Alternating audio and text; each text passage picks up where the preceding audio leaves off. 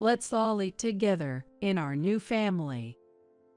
The Williams family conspicuously relishes their steaks. But inexplicably, only a familiar cup of noodles sits before me. Across from me, Catherine remains silent, looking down. Amelia leans in asking, Oh, Catherine, what's wrong? Don't worry, eat up. From now on, we're your family instead of your mother. Ignoring her words, Catherine looks coldly at Amelia, then strides to my side and says in a clear voice, Let's go home. I nod in agreement. Yeah. As we head to the entrance, a flustered John blocks our way. Catherine, what are you doing? Just thinking of going home, to avoid wasting any more time. What? Do you even realize what you're saying? John, visibly irritated, raises his voice and grabs Catherine's arm. Catherine shakes off his hand and shouts loudly.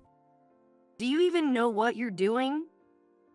Then, Catherine and I confront the Williams family with a certain truth. I'm Michelle, 50 years old. Having lost my husband to illness 18 years ago, I've raised my daughter Catherine single-handedly. At the time of my husband's death, Catherine was only 7. Wanting to spare her any hardship because of being raised by a single parent, I aimed to provide financial stability at the very least. It was also to fulfill my husband's dream. Determined, I relied on my parents and after-school programs, working tirelessly. In doing so, I often left Catherine feeling lonely. Why doesn't Mom wait at home for me? Other moms welcome their kids home. Catherine said that on a summer day when she had entered the 2nd grade of elementary school, she was biting her lower lip and there were tears in her eyes. It felt like a punch to the head. Caught up in work every day, I nearly lost sight of what mattered most. The most important thing was Catherine, yet I made her wear such a face. I'm sorry, Catherine. Gradually, I started to cut back on work where I could. Still, compared to families with both parents present, our time together seemed limited. Even when I came home early, there were times I had to work. I'm sorry, Catherine. After finishing overtime, I rushed through dinner and bath time and hurried myself to put Catherine to bed. That's when I could finally catch a moment to breathe and see her peacefully sleeping face. It filled me with indescribable guilt. To think she can't fully enjoy her childhood. But without work, we can't live. If I fall, our home ends. Every day was a struggle. But it paid off, and by the time Catherine graduated middle school, my job had stabilized, and we started to have some financial breathing room. As a high schooler, Catherine became quite independent, often saying, "Mom, aren't you working too much?" showing concern for my health. Seeing her mature beyond her years made me feel both proud and a bit guilty. From then on, Catherine kept growing, advancing on her own, and I didn't have to worry much. Now, Catherine has turned 25. She's well adjusted to her job and living on her own. Kids grow up faster than parents think. At this rate, Catherine's wedding might be just around the corner. I find myself getting emotional, imagining her in a wedding dress. Still, I haven't heard any hints of her dating. I guess marriage talks are still off the table for a while. Just when I thought that, Catherine called me. It started as casual chit-chat, but then she paused and shyly brought it up. Actually, there's someone I'm thinking of marrying. I was so surprised I almost screamed. Catherine's unexpected romantic news was genuinely delightful. Tell me, what's he like? I wanted to bombard her with questions, but I restrained my curiosity. After a moment of silence, Catherine said, He's a senior at work. He's competent. He asked me out, and we've been dating for a while. That's wonderful. He must be a great guy. I might be biased, but Catherine is smart, kind, and well-raised. I've heard nothing but good things about her at work. Clients often request her specifically, saying she's thorough and reliable. I felt proud knowing how Catherine does her job earnestly. There's a lot I can learn from him at work. Is that so? Catherine's voice was lively as she spoke about him. I wonder what kind of person he is. Catherine's first boyfriend. I want to know more. But I didn't want to pressure her, so I waited for her to share more in her own time. After a while, she'll probably bring up more about their relationship. That's what I thought as I watched over her.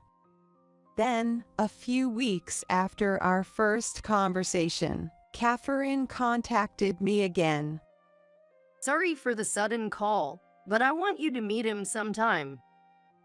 The invitation came much sooner than I expected. I was surprised but thrilled.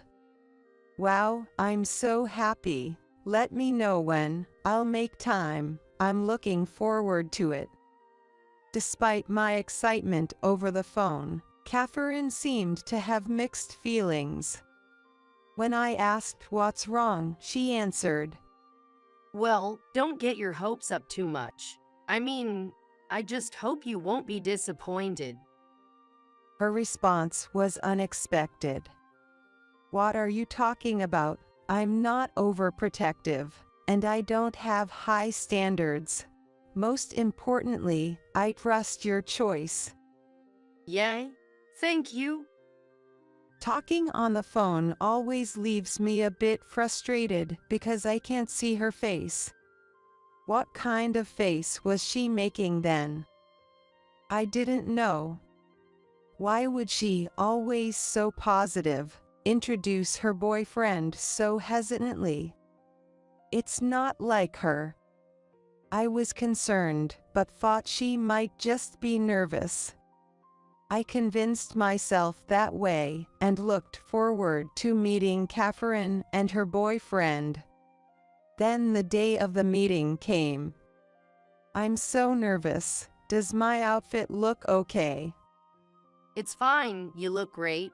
Besides, I'm the one who's really nervous. We shared a laugh and headed to a well-known restaurant in the area. It's a popular spot for business discussions.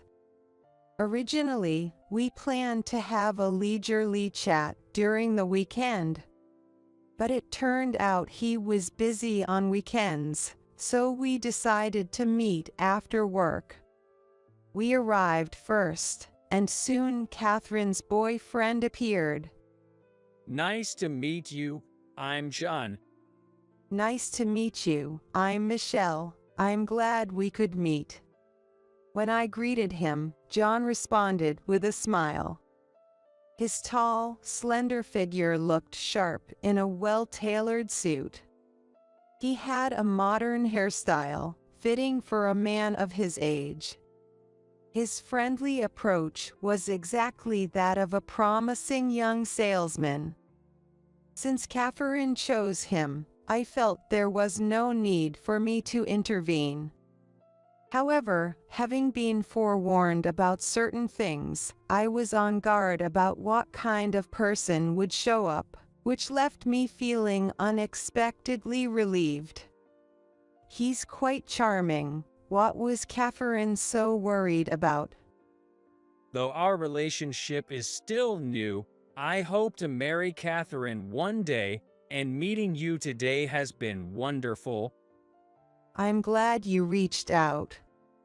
It was reassuring to hear he was serious about their relationship. I was glad to hear that, especially as a mother. He's serious, reliable, and interesting to talk to. Despite being such a good person, I wondered what Catherine was worried about. He's indeed a great guy. While thinking this, we continued chatting. As the drinks flowed and the conversation became lively, the atmosphere began to shift subtly.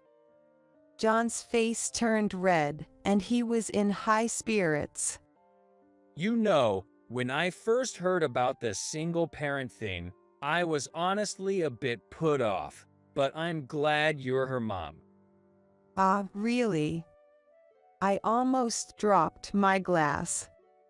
Even though we were drinking, I didn't expect him to be so blunt at our first meeting. I believe my face must have stiffened. Hey, John. In a hurry, Catherine placed her hand on John's shoulder. John shrugged off her hand with a shake of his shoulder.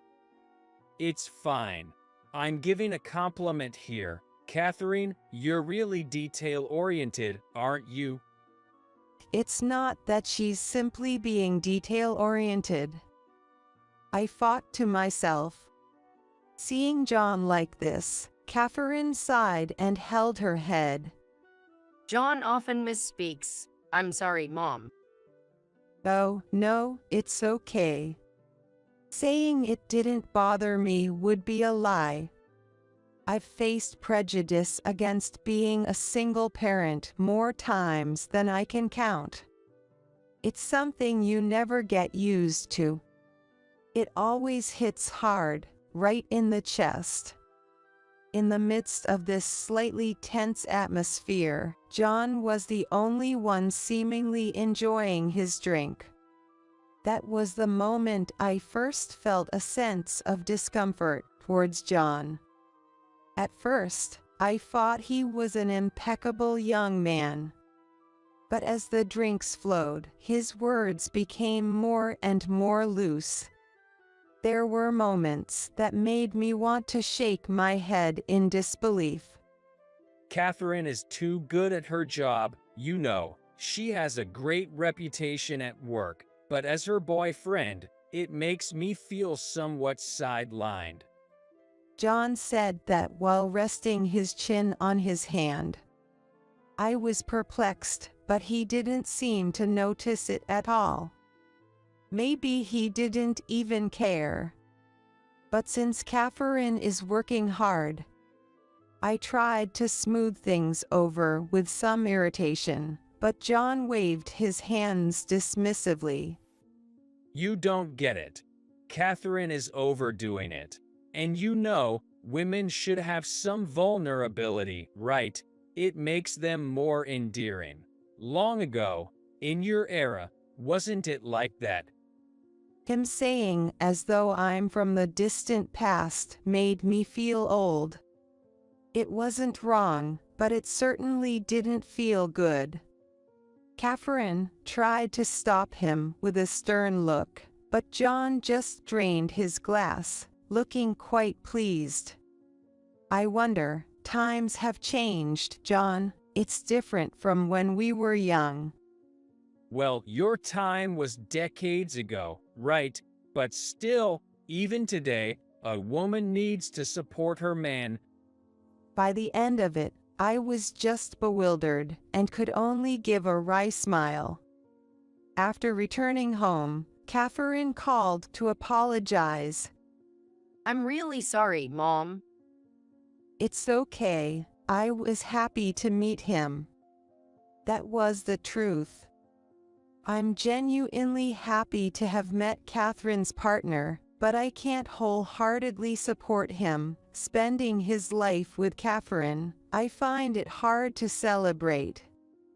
As if sensing my feelings, Catherine added, trying to make excuses for him. John's been having a tough time at work lately. He's usually more mellow.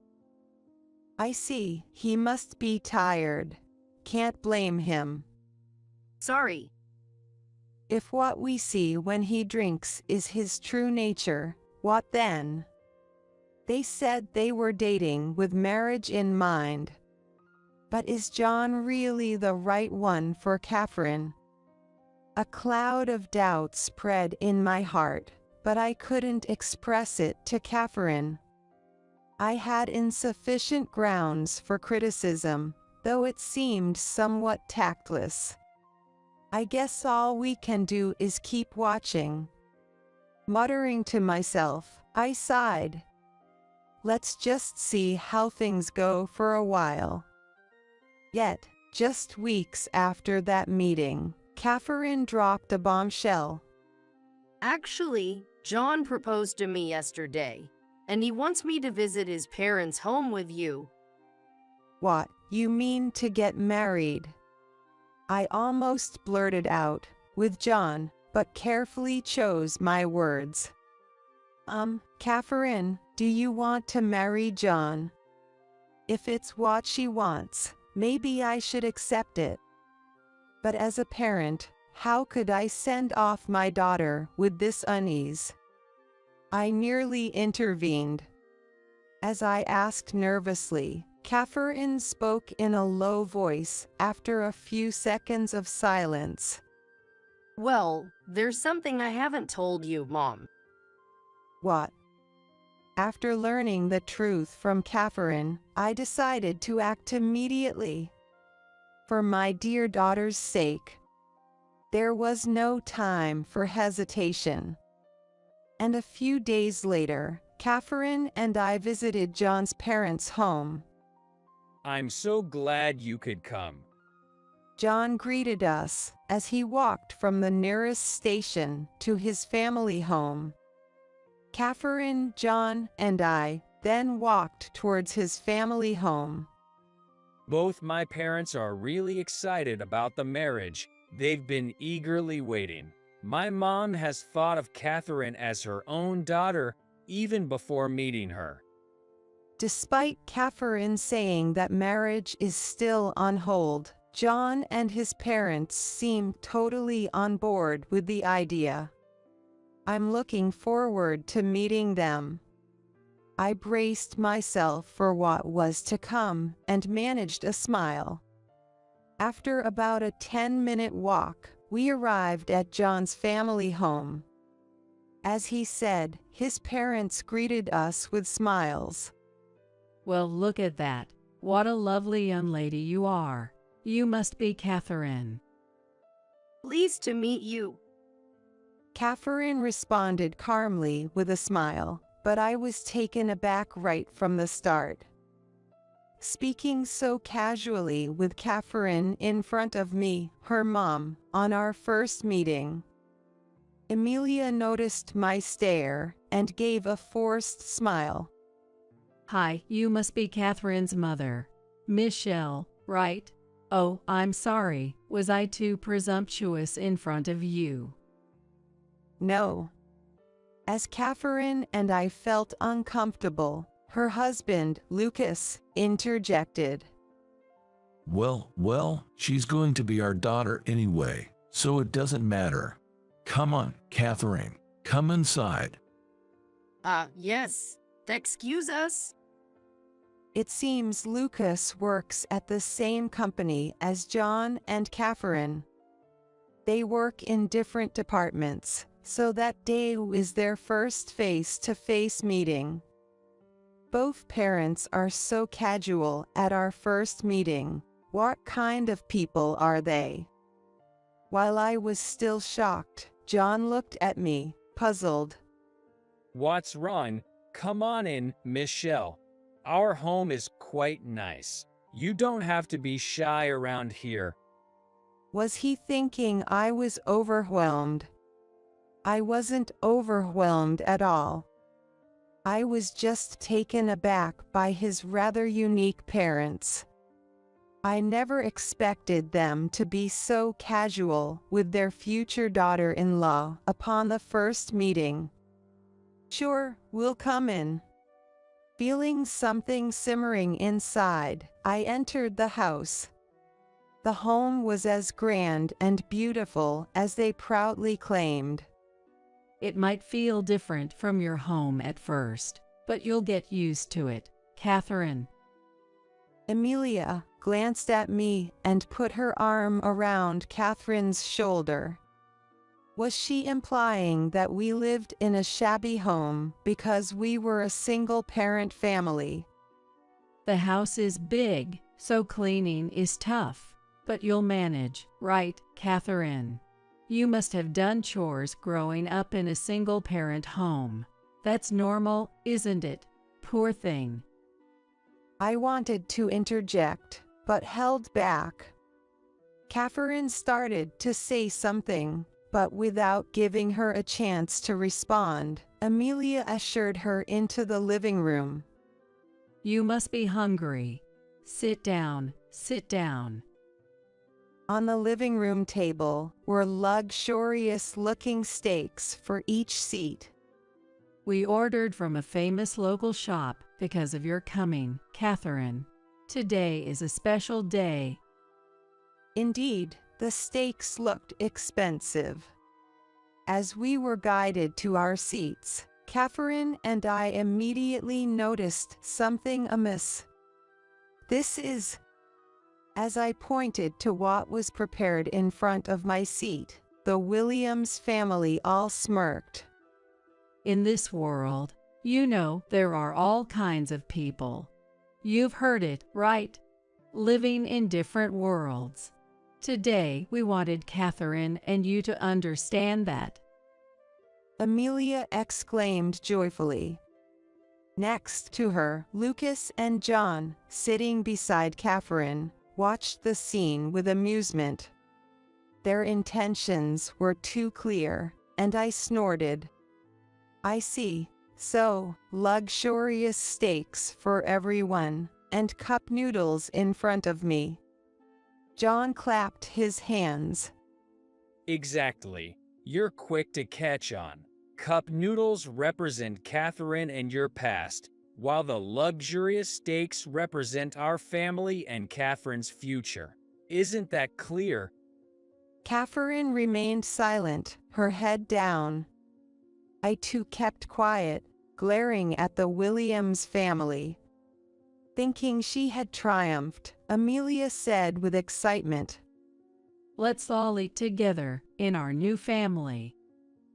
The Williams family ostentatiously devoured their steaks. Noticing my frozen state, she exclaimed, "Oh," with feigned surprise. I've just added hot water to your cup noodles, so please wait about 3 minutes. You're used to it, right? Sorry, but we'll start eating. Come on, Catherine, eat up. With that, Amelia peered into Catherine's face. At that moment, Catherine slowly stood up. Amelia looked at her with puzzled eyes. Oh, Catherine, what's wrong? Don't worry, eat up. From now on, we'll be your family instead of Michelle. Catherine, with a cold gaze, ignored her words and walked briskly to my side, saying in a clear voice, Let's go home. I nodded in agreement. Yes. As we headed to the entrance, a flustered John blocked our way. Catherine, what are you doing? We're leaving. There's no need to waste any more time. What? Do you even realize what you're saying?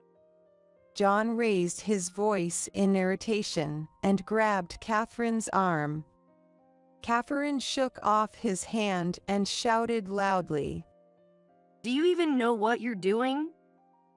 John was momentarily baffled, then snorted dismissively. Complaining about rudeness again can't be helped, right? This is like a ceremony for you. What? Catherine glared at him, and John shrugged with a sigh. You always brag about Michelle, but she's just a poor single mother, right? A widow who couldn't even remarry for decades. I'm inviting you from that pitiful world to our affluent one, and you're still not satisfied. The notion of a widow unable to remarry lingered. There are indeed people who think like that. Being a single parent often led to being shunned or looked down upon. Thankfully, there have been people interested in me. But since my husband passed away, Catherine has been my top priority. While there are benefits to remarrying, there are also drawbacks. After much thought, I decided not to remarry until Catherine got married. And she knows that. Catherine sighed deeply while looking at John. I thought you were competent at work, but it turns out you're quite a mess personally. What? Angered, John turned red as Catherine questioned him. Aren't you the type to separate work from personal life? But you might want to think about that from now on. You never know where work and personal life intersect. Is this a threat? What does this old woman have to do with my job? Catherine looked at me and nodded slightly. There was no need to stay silent anymore. Turning to John, I cleared my throat and smiled sweetly. Well, we're meeting for the first time, but actually, your company and our company have a deep connection. What? My company? John's face, previously flushed, turned pale. What do you mean, company? Catherine is cautious, so she didn't tell you. Actually, your company is a subsidiary of our company. My company, as I call it, was founded by my late husband. He had an interest in the apparel industry and started the business based on plans he made since his student days. The company has been doing fairly well, but after my husband passed away, I took over. I don't have the same business sense as my husband. Initially, it was quite a struggle. But I desperately wanted to carry on what he left behind into the future. I thought if the company stabilized, we would be financially secure. Working while raising young Catherine was challenging, but with help from others, we gradually improved. Recently, the business has been booming. That's nonsense. Catherine never said anything like that. John nervously looked at her, who didn't even meet his eyes as she responded. I don't want any special treatment just because I'm my mom's daughter. Only the president, Noah, knows about this in our company. Noah, he knows. Catherine nodded and then gave me a meaningful look. By the way, Noah has been a fan of my mom for a long time. But because of me, he never made a move. Hey, don't say unnecessary things. Secretly, after my husband passed away, Noah had confessed his feelings to me several times. I turned him down, deciding not to think about it until Catherine was fully independent. I thought it might be awkward personally, but Noah continued to treat me normally, maintaining a good friendship. John's mouth moved rapidly, his eyes darting back and forth. What? Michelle is the president of our parent company, and Noah is a fan. What? There will be no marriage between you and Catherine, so please don't act too familiar with me. John looked utterly confused. But the conversation wasn't over yet. I was almost ready to leave because of the treatment we received, but there was something else I needed to ask him. That's the very reason I came here today. John, I heard you have a good reputation at work, but you've been taking advantage of that to do whatever you want, haven't you? What? John's face turned pale, and he twitched nervously. He probably knew what this was about. His eyes swam with uncertainty. I heard you've been indiscriminately making advances on the temporary staff. Surely, with your position, many would happily accept. How do you know that? John's eyes widened. He glanced at his parents briefly before shaking his head at me. No, you've got it wrong. I did approach them, but it was to improve the office atmosphere. His nervous behavior was suspicious, no matter how you looked at it. It's surprising he could lie so easily. If he made advances on others in this manner, anyone would doubt him. I, too, might have been fooled by John at the first meeting. With such a facade, it's no wonder temporary employees fell for it.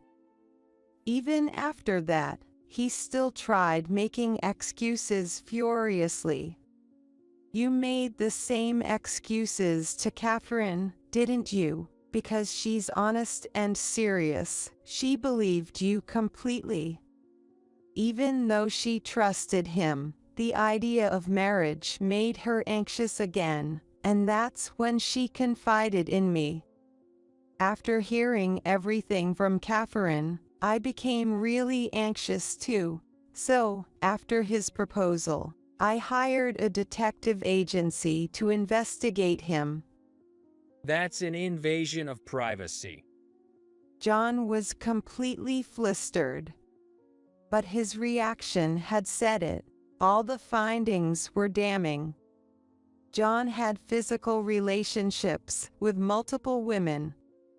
Some were even hinted at contract extensions, despite him having no such authority. Poor things, they were all deceived.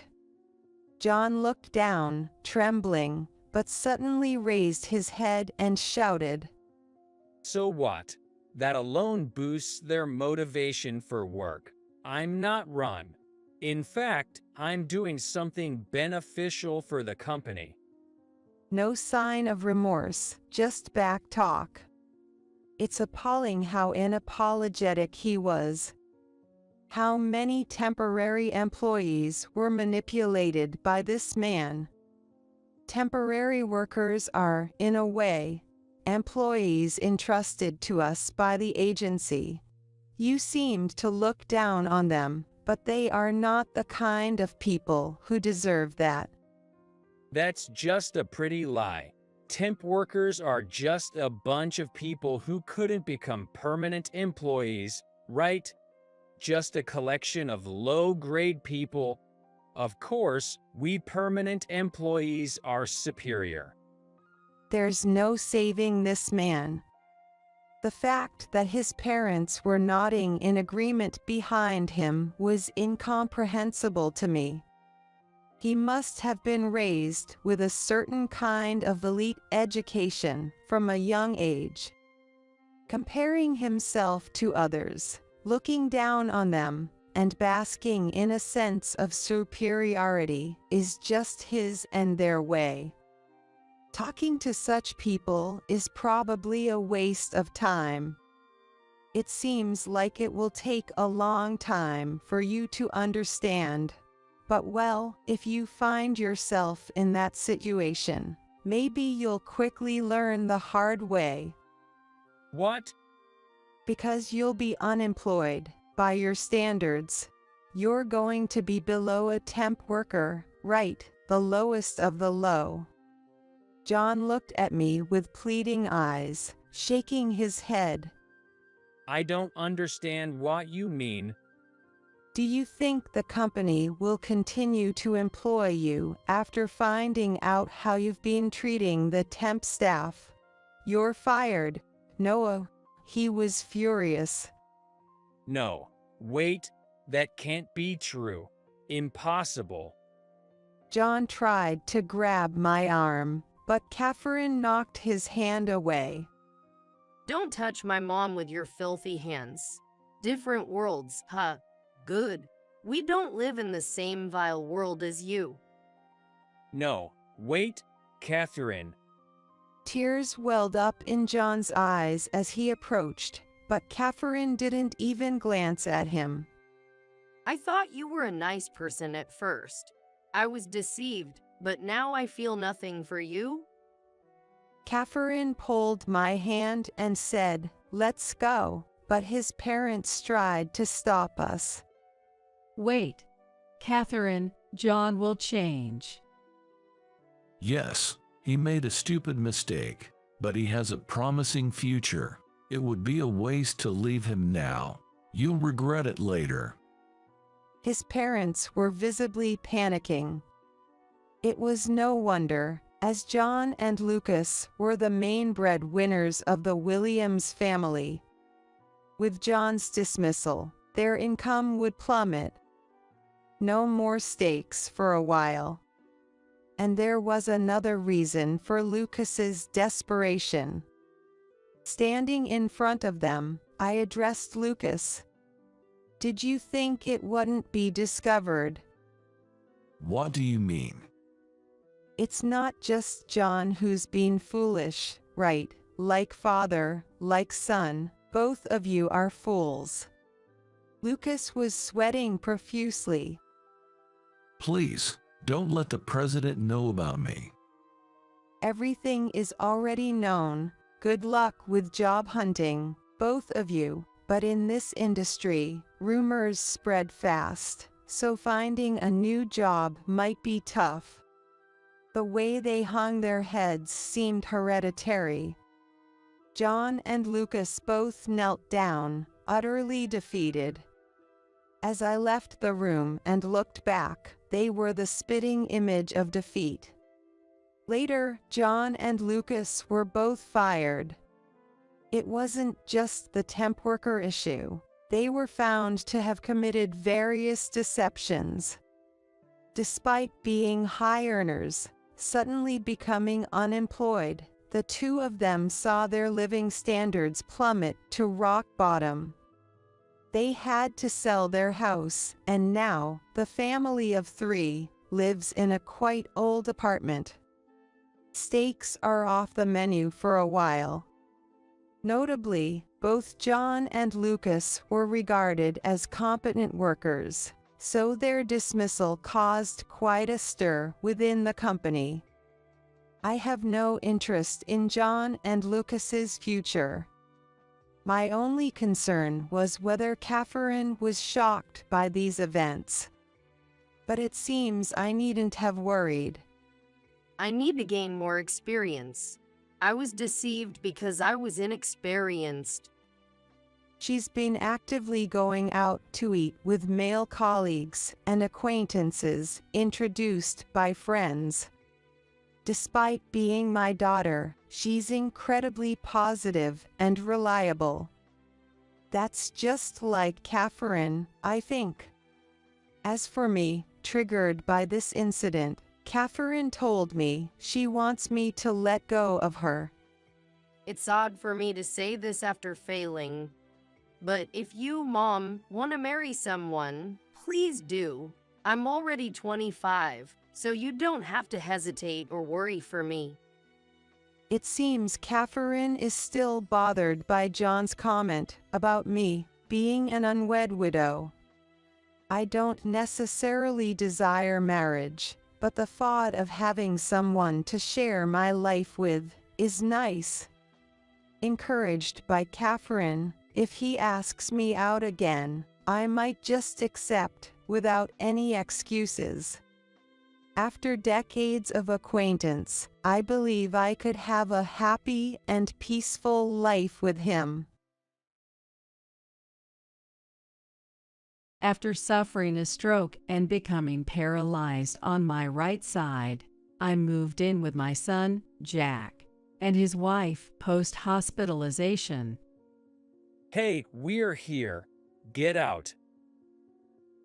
One day, they invited me for a drive.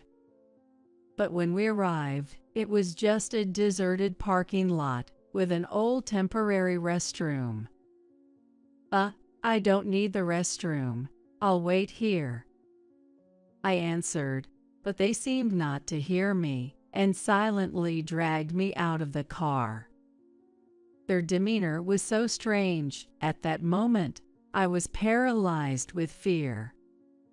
Trembling all over, unable to stand, they looked down at me with a smirk. Then Jack's wife, Anna, picked up my cane that I had dropped and threw it off the cliff into the sea with force. What? Wait! Oh, no! The cane spiraled down and sank into the sea below in an instant. I had no idea what was happening and just stared blankly at the edge of the cliff. Happy birthday! It's almost your birthday, so surprise! They laughed heartily. Then they said, "Make sure you're back by dinner," and drove away. What on earth did I do to them? Would it be easier to just throw myself off the cliff? I couldn't stop crying, overwhelmed by my miserable situation. My name is Mae Johnson. I married in my early 20s and had kids, a very ordinary stay-at-home mom. My children are Jack and my daughter, Holly. Both were healthy and grew up well. But Jack was a bit too wild. Because of that, my husband and I had a hard time raising him.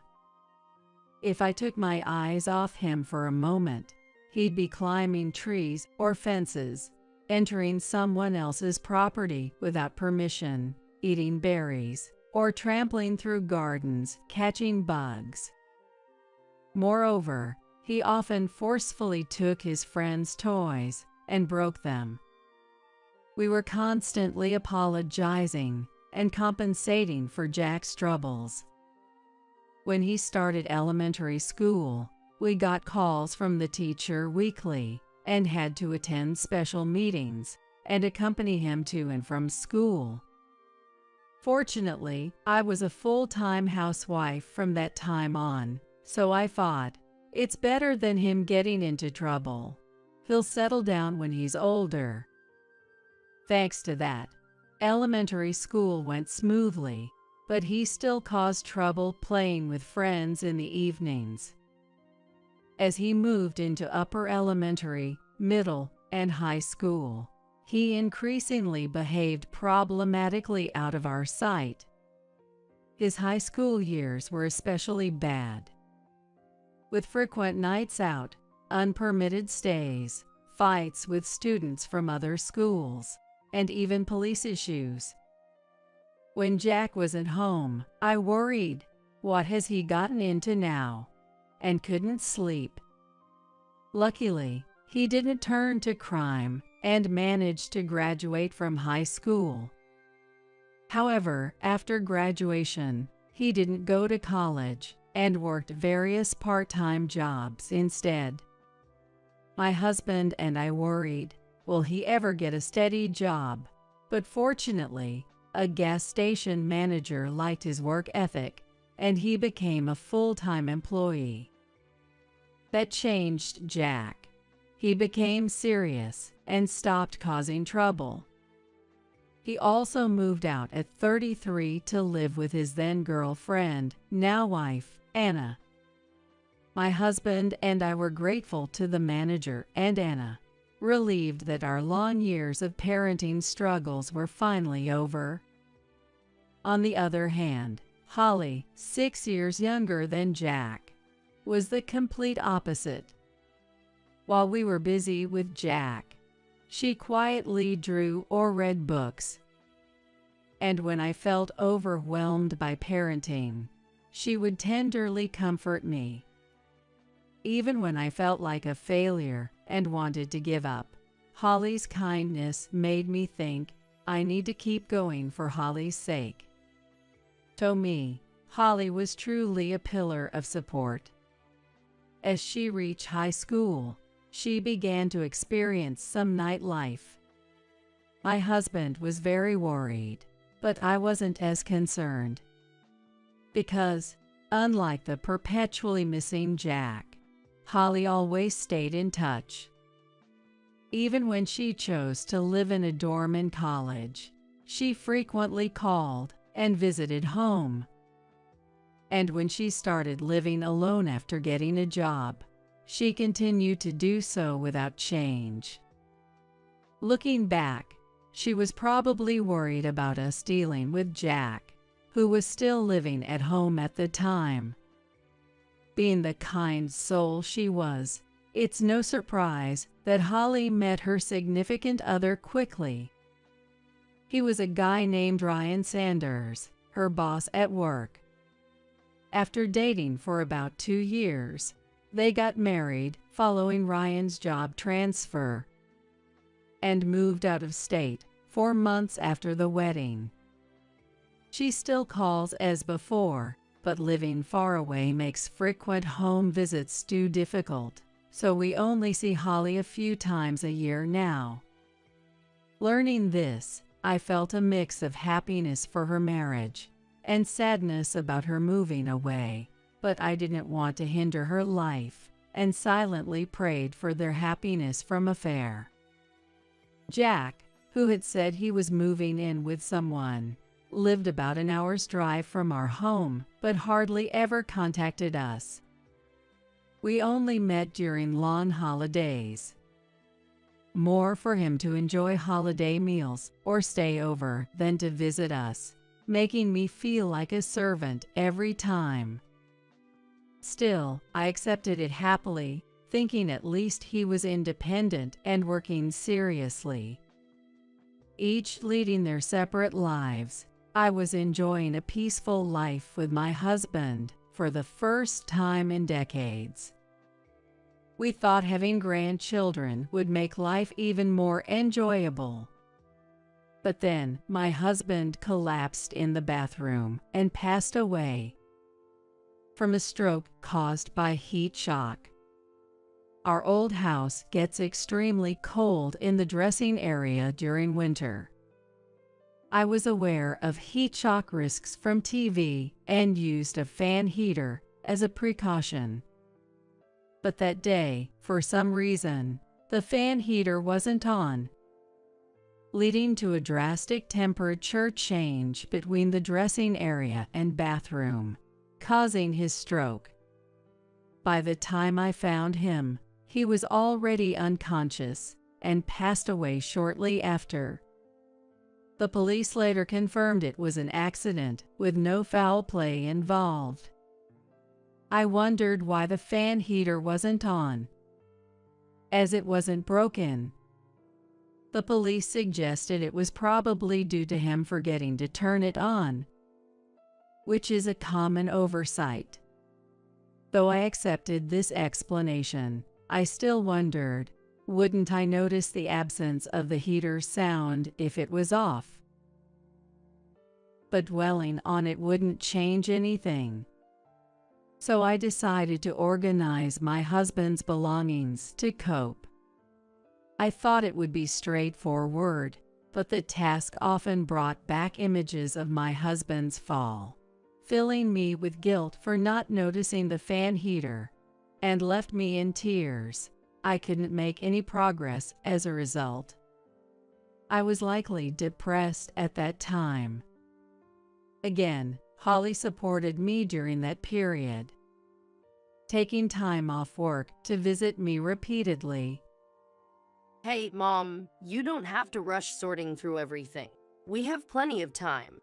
Oh, look at this photo. It brings back memories. She would say that, comforting me with her presence and smiles. Thanks to Holly, I managed to avoid losing myself and came to terms with my husband's death as a tragic accident. Years have passed since then, and I still live alone in our family home. To be honest, living alone in such a big house feels lonely. But I've decided to keep these feelings to myself, considering my age. Then one day, I suffered a stroke, caused by heat shock again. Despite my previous doubts about forgetting to turn on the power, I had indeed forgotten it myself, something I never expected. Fortunately, the season was different this time, so my life wasn't in danger. However, being alone meant it took a long time before I could call an ambulance. As a result, I ended up with a severe disability of being paralyzed on my right side. A long hospital stay for brain surgery and rehabilitation was decided, and I asked Jack, who lived nearby, to bring me the things I needed for my admission. Hospital. How many days? I mean, I've got work, you know. It's not decided yet, but I think it's going to be quite long. So could you just prepare and bring the admission kit for me, please, Jack? Well, I'll help if I'm free. Take care, then. He said that, hanging up the phone abruptly. I sighed deeply, still holding the receiver. If I'm free, is Jack's usual way of declining. When he says that, it's almost certain he won't do anything. Still, I kept calling him repeatedly. I understood Jack's situation, but I couldn't leave the hospital, so I had no choice but to keep asking. After a week of contacting him, Jack finally came around. Thank you, Jack. You really helped me out. Hey, Mom, is your illness really that bad? Oh well, yes. It seems there's no prospect of recovery, but it's okay. I'll make sure not to trouble you guys. Is that so? Seeing Jack's unusually serious expression made me feel uneasy, as it was hard to imagine him being genuinely concerned about me, especially when he had been so indifferent even when my husband died. After Jack left, I kept pondering why he looked so solemn. Seeing a patient in a wheelchair reminded me he might be worried about my need for care. This realization fit so well, I felt it had to be the right answer. I started thinking about how to live without being a burden to Jack and Holly. Depending on the rehabilitation outcome, it was almost certain I would need further medical care. It might be safer to consider moving into a facility. The only problems were the financial aspects of it and what to do with the house. First, I need to focus on rehabilitation.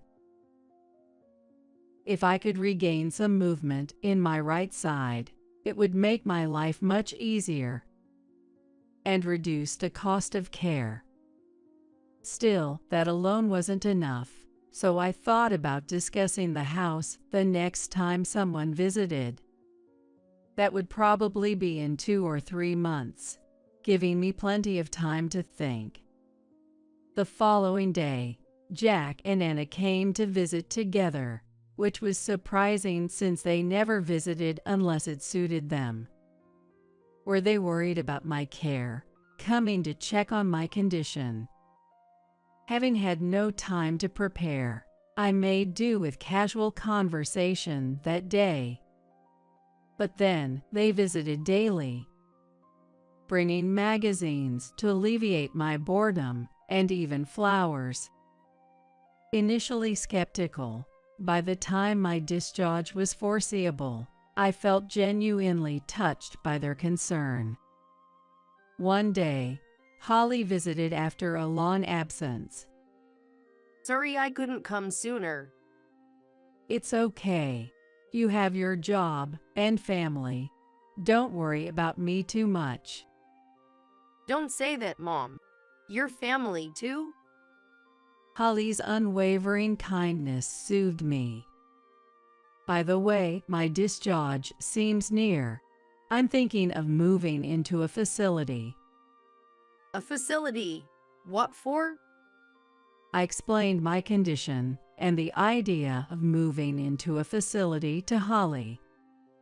She was aware of my after effects, but was surprised I considered living in a facility. Then she fell silent. I'm sorry for not saying anything, but living in that house with my condition is difficult, and it's safer in a facility, right? That's true, but if you're just worried about living alone, why not live with us? Really? But what would Ryan think? I don't think he'd oppose it. But yeah, let's discuss it as a couple, and then I'll bring it up again. If you're okay with it, Mom, I'd like to live together with you. Holly said that, showing me the same cheerful smile she had as a child. To be honest, I wanted to live with them too. But Holly has her own job and family. If I lived with them, I would burden Holly and her husband, Ryan. That thought made it hard for me to simply accept the offer. Hey, Holly, what are you talking about without asking? Jack, why are you angry? At the entrance of the hospital room, Jack suddenly shouted angrily and stormed in, followed by an upset-looking Anna. Of course, I'm mad. What's all this talk about doing whatever you want? We've been visiting Mom every day. Jack said that, glaring at Holly with a fierce look. But Holly, being used to Jack's temper, wasn't fazed at all, and retorted with a look of disbelief, "So what?" This seemed to infuriate Jack even more, as he harshly retorted, That means we have the right to live together. You moved out of state and neglected your parents. Stay out of this. Jack, moving away was unavoidable for her, so there's no need to talk like that to your sister. Mom, stay out of this. Listen, Holly, we've been preparing to live with Mom for a long time. So, we're the ones who will live with her. Got it? Holly and I were both shocked by the claim of preparing to live together. Though they visited frequently, there had never been any talk of living together from Jack and Anna. Not even a question about my discharge date. Anna, is that true? Doubting Jack's reliability, I instinctively asked his wife Anna. She smiled and said, "Of course, we can't leave you alone in this condition." At that moment, living with Jack and Anna seemed almost decided forcibly. Although I felt a bit discontented for not being able to choose my own living arrangements, I believed in their kindness at that time and thought living together would be all right. However, I would come to regret this thought greatly. When I first visited Jack and Anna's house after discharge, I couldn't believe my eyes.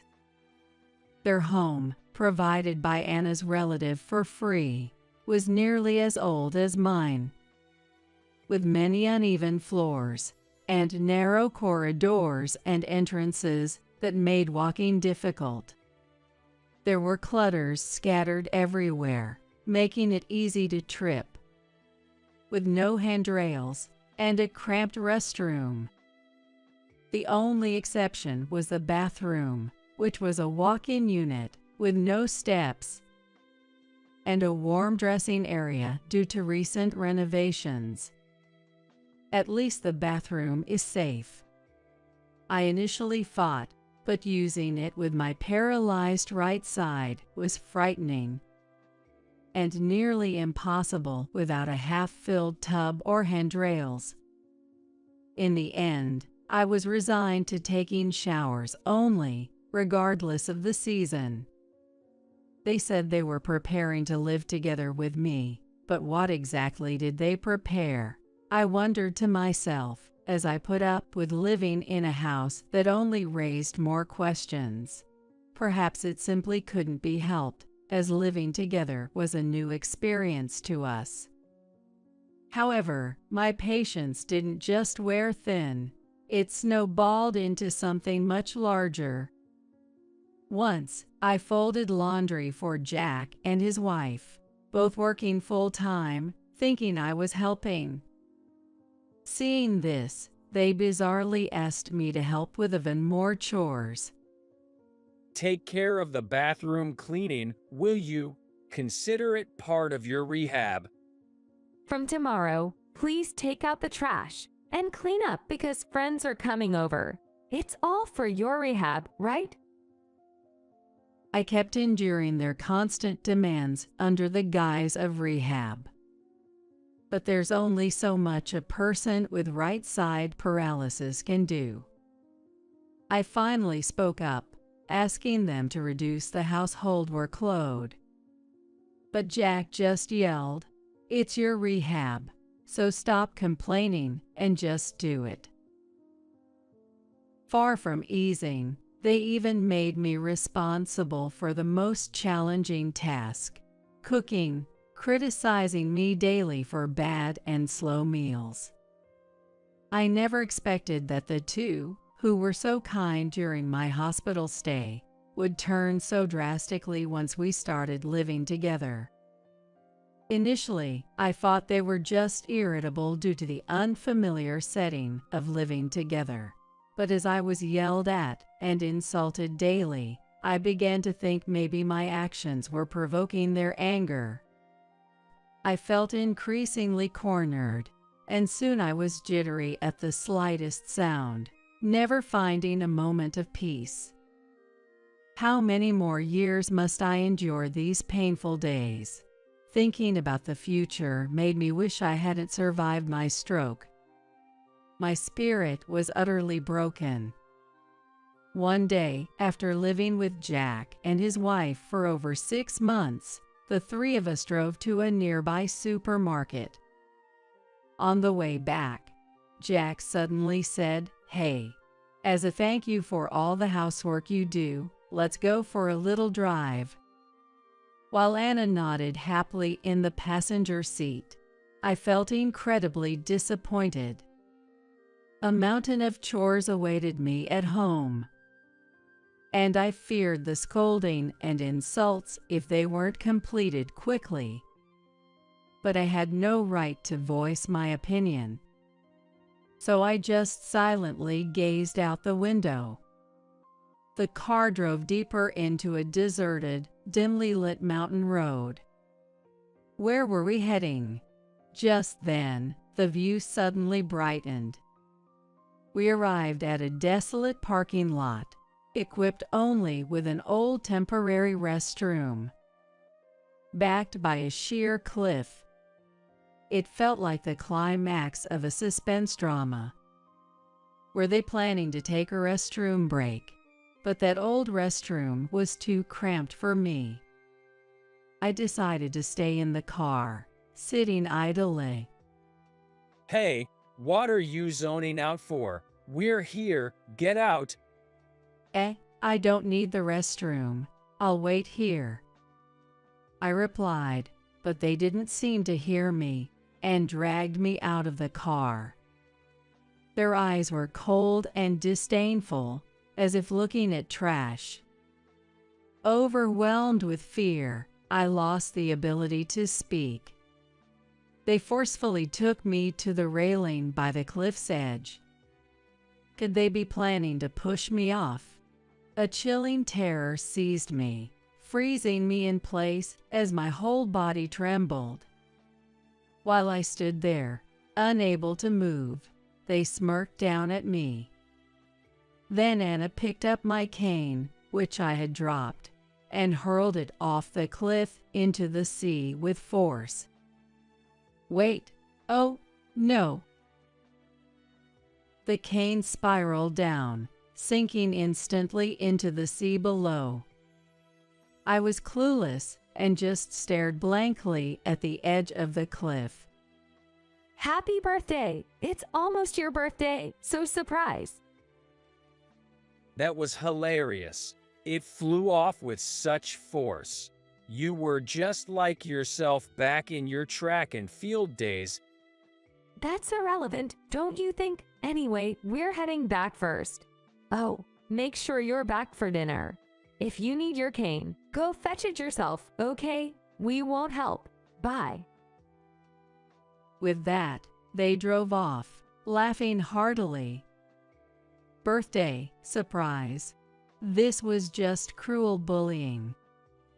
At that moment, my heart was completely shattered.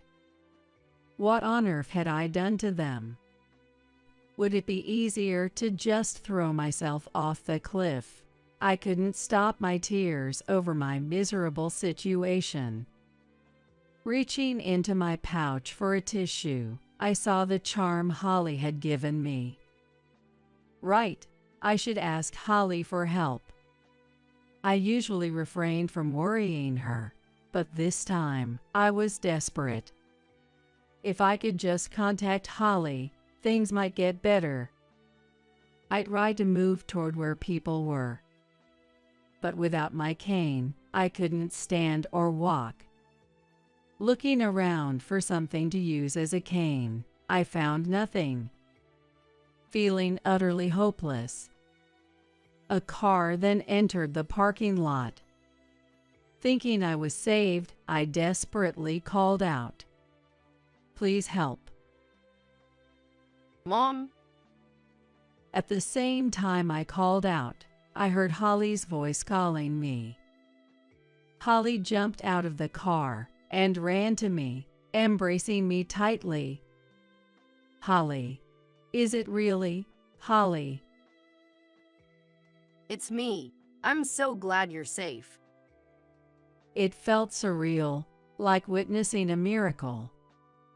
As the person I longed to see appeared before me unexpectedly, I touched Holly's head, cheeks, shoulders, and hands repeatedly to confirm her presence. "Oh, it's really you. It's really Holly." Holly nodded and hugged me tightly. Then, along with her husband, Ryan, helped me into their car. We decided to come see you when your location on the GPS hadn't changed for a while, making us worried. What happened? Well, I explained to Holly and Ryan about being abandoned and how I felt living with Jack and his wife. I wish I had gone to a facility instead. I regret it so much. As I recalled, tears started flowing again. Holly hugged me once more, comforting me. You did nothing wrong, Mom. I regret leaving you with my brother. I won't forgive him this time. Seeing Holly so angry was a first for me, her mother. We decided to go to Jack's house for a confrontation. While driving, I asked Holly several puzzling questions. "Holly, how did you know I was there? And you weren't supposed to visit today, right? Well, your birthday was coming up, and I planned a surprise because you seem down lately. Holly explained how she ended up rescuing me. We had a tradition of throwing a surprise party for birthdays, though calling it a surprise became a bit predictable. However, the details were always kept secret. I had forgotten about this tradition since Jack and Holly moved out. And I found your location thanks to the charm I gave you, remember? It has a GPS tracker. Did you tell me about it? I remember you telling me to always carry it. I realized I hadn't fully grasped the modern features Holly mentioned. But thankfully, I had kept my promise to carry it, which likely saved me. I felt deeply grateful for Holly, who always cared for me from afar. Soon, we arrived at Jack's house. Laughter from inside hinted they were unaware of our approach. Holly, with a fiercer look than before, used the keys I gave her to silently enter the house. What? Holly, why? You worthless brother. You're no family. You're such a disgrace. Holly's fierce demeanor made everyone present recoil in fear. Hey, what's the deal barging in like this? Mom isn't here right now. Wait, Mom. Are you kidding me? My presence stunned everyone. Upon noticing me, Jack and his wife turned pale as if they had seen a ghost. Overwhelmed by the return of my anxiety, I felt unable to stand. But Ryan quickly led me to a chair in the living room, and Holly rushed over asking if I was okay. The difference between my son and daughter astonished me. Jack, what is this? How could you make our half-paralyzed mother live in such a terrible place? And what about leaving her stranded earlier? What are you thinking? Shut up. I don't care about this old hag.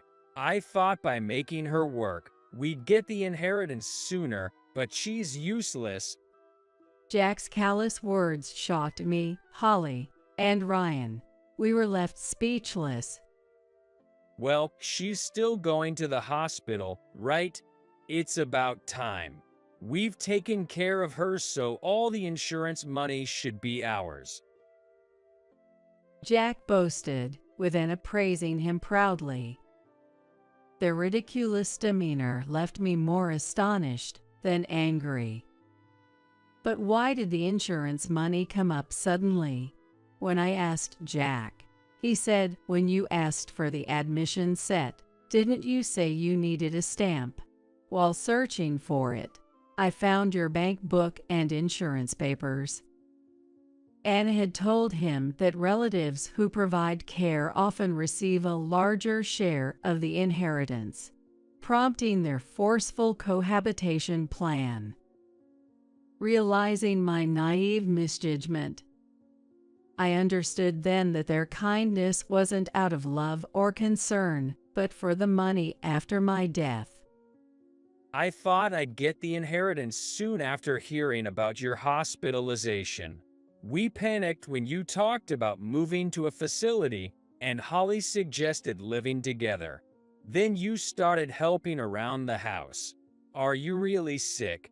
When will I get the inheritance? Jack's harsh words deepened my disappointment. Yet, I saw this as an opportunity. I clarified to Jack that my hospitalization was not life-threatening and my visits were for monitoring, preventive measures, and rehabilitation advice. So I'm still quite fit. Now that inheritance came up, let's clear this up. I'll pass everything, including the insurance and inheritance, to Holly and Ryan. What? Wait, the inheritance is mine, right? Jack's absurd claim baffled me. His plan was to disinherit Holly by claiming he alone took care of me and managed my affairs. However, I wasn't dying, and his nonsensical plan was far from reality. It seems Jack's mind was filled with nothing but the thought of getting money the easy way, fearing they might concoct more schemes for my estate. I made a significant decision. I understand your thoughts now. Since that is the case, I now disown you, Jack. My strong declaration turned Jack and Anna pale. Disown? You're joking, right? How will I repay my debts? That's right. I bought 3 designer bags and even a new car, thinking we'd get a big sum. We're in trouble now. Jack and Anna had recklessly spent, assuming they'd receive my insurance and inheritance, and had even gambled their money away, accumulating debts. Even if we lost big, we thought we could cover it with the inheritance. Mom, lend us some money, at least $10,000 for now. Dismissing Jack's ludicrous request, I decided to return to my beloved home, packing only essentials. Back home, I opted for in-home care services that provide bath and household support, allowing me to have some peace despite the cost. Despite my declaration of having disowned him, Jack and Anna persistently begged for money, choosing times when care services were absent to make loud, threatening visits. Their appalling behavior led to frequent police reports. Eventually, they barged in, attempting to steal my bank book, leading to their arrest for attempted burglary. The fear of their return lingered, preventing a truly peaceful life. One day, Holly and Ryan urgently visited, cautiously checking the surroundings and locks. Holly, why are you looking around so anxiously? 2 days ago, a friend saw Jack being chased by some menacing individuals near the station. Concerned for my safety, Holly rushed over, proposing to live together again. Ryan agrees too. We can't leave you alone anymore. Please, come with us, Mom. Holly, despite my condition, please take care of me, I said to her sincerely from the bottom of my heart. Holly's joyful tears warmed everyone present. After selling my old house, I moved to Holly and Ryan's accessible new home, surprised by the barrier-free design. My room is placed next to the entrance, and it is equipped with a special bed, private bathroom, and handrails everywhere. Even if you end up using a wheelchair, it'll be easy to move around. The private bathroom allows you to use it comfortably. All these were Ryan's ideas. Holly smiled happily, and Ryan grinned sheepishly beside her. Once again, I felt truly fortunate to be living with this couple. Currently, Holly is expecting a new addition to their family, as she plans to become a full-time homemaker after giving birth. She's also studying to be more prepared for caregiving if needed. While I can still move, I want to do my best for my family. So I'm actively helping with Holly's household chores. Life has been tough since my husband passed away, but I finally found a place of peace. I'm committed to my rehabilitation through household tasks, hoping this happiness lasts. I am determined to maintain my current condition as long as possible, especially for the grandchild, who will be arriving soon. Alex. I recognized my grandson, Alex, standing at the crosswalk despite the slashing rain, standing out because he wasn't using an umbrella. I leaned over from the passenger seat, flung the door open, and called out loudly as if scolding him, "Alex, get in the car now." Grandma, Grandma. Once Alex saw my face, he smiled faintly and climbed into the passenger seat with heavy steps, then immediately leaned against me and became motionless.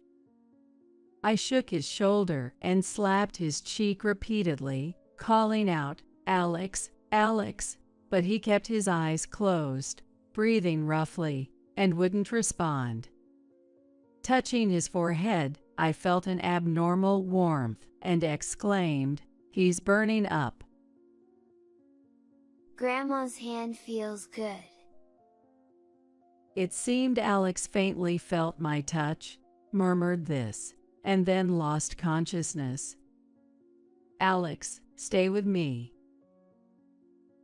I pulled out a thermometer I always carry in my bag, placed it under his armpit, and it read 102.6 degrees Fahrenheit. This is dangerous. Realizing this, I immediately called 911. Soon, I heard the shrill siren of the emergency vehicle, along with announcements directing the line of cars to make way. "This way. Please hurry." Unable to stay put, I ran out into the pouring rain and signaled to the ambulance. My name is Catherine K., 56 years old. Having lost my husband 2 years ago, I now work at a diner called Relax Place, just a 10-minute drive from my home, to alleviate my loneliness. I have been like family with the owner and his wife for a long time, and my husband and son, Mike, used to often eat there on weekends. Since my husband died and Mike became independent, those times have become distant memories. However, now the moments I spend quietly watching my grandson Alex eat are my greatest joy. Mike's wife, Jenny, found out she had cancer 3 years ago and passed away despite treatment. Since then, I've occasionally taken care of Alex so he wouldn't feel lonely, as if I were standing in for Jenny. Perhaps I am being healed of the loneliness of losing my husband by Alex. A year ago, Mike told me about a woman he was considering remarrying. "You can't keep feeling down. For Jenny's sake, and for Alex's, you have to move forward," I always firmly told him, and I was relieved to hear this news. Her name is Sarah, a colleague from his company. She's 8 years younger than him. Mike often recalled her with a carefree smile, saying she was always ready to help him. I wondered how he would work with such a smitten expression, but saw a spark of life in his eyes for the first time in a long while. So even though I didn't say it out loud, I was cheering him on in my heart. "You can do it." Sarah promised to quit her job and become a full-time housewife to take care of Alex after getting married. "I can trust you with Mike and Alex. I'm looking forward to our future together." I had a good impression of her at that time. When I visited their apartment, Welcome, Catherine. I'll make some tea right away. Well, let me bake some cake too. I'm really good at that. Sarah greeted me with sparkling eyes and an overly enthusiastic manner. "Oh, thank you." Then how about a shoulder massage? You must be tired from the drive. I was taken aback, but she seemed restless, unable to sit still. I'm actually good at massages, you know. My parents back home always rave about them. While she showed care for me, I felt a bit of discomfort at her eagerness to showcase her charm. From the moment I entered the room, her readiness to respond to every little action seemed overly deliberate to me, and I couldn't help but find it artificial. Furthermore, Sarah kept lamenting that she had run out of tea snacks. If I had known you were coming today, I would have lined up in the morning to buy that popular pudding. What a shame. I'm such a thoughtless DIL. I apologize. Sarah apologized so deeply that I felt embarrassed. Interacting with her, everything seemed calculated, but I hesitated to voice it. And after all, it's not my place to interfere in my son's marriage. Perhaps Sarah is just struggling to find the right distance with her new family. I convinced myself that over time, the emotional barriers between us would disappear. One day, a year after their marriage, Mike brought good news. Sarah is pregnant. His excited voice made me tear up. Is that so? Congratulations.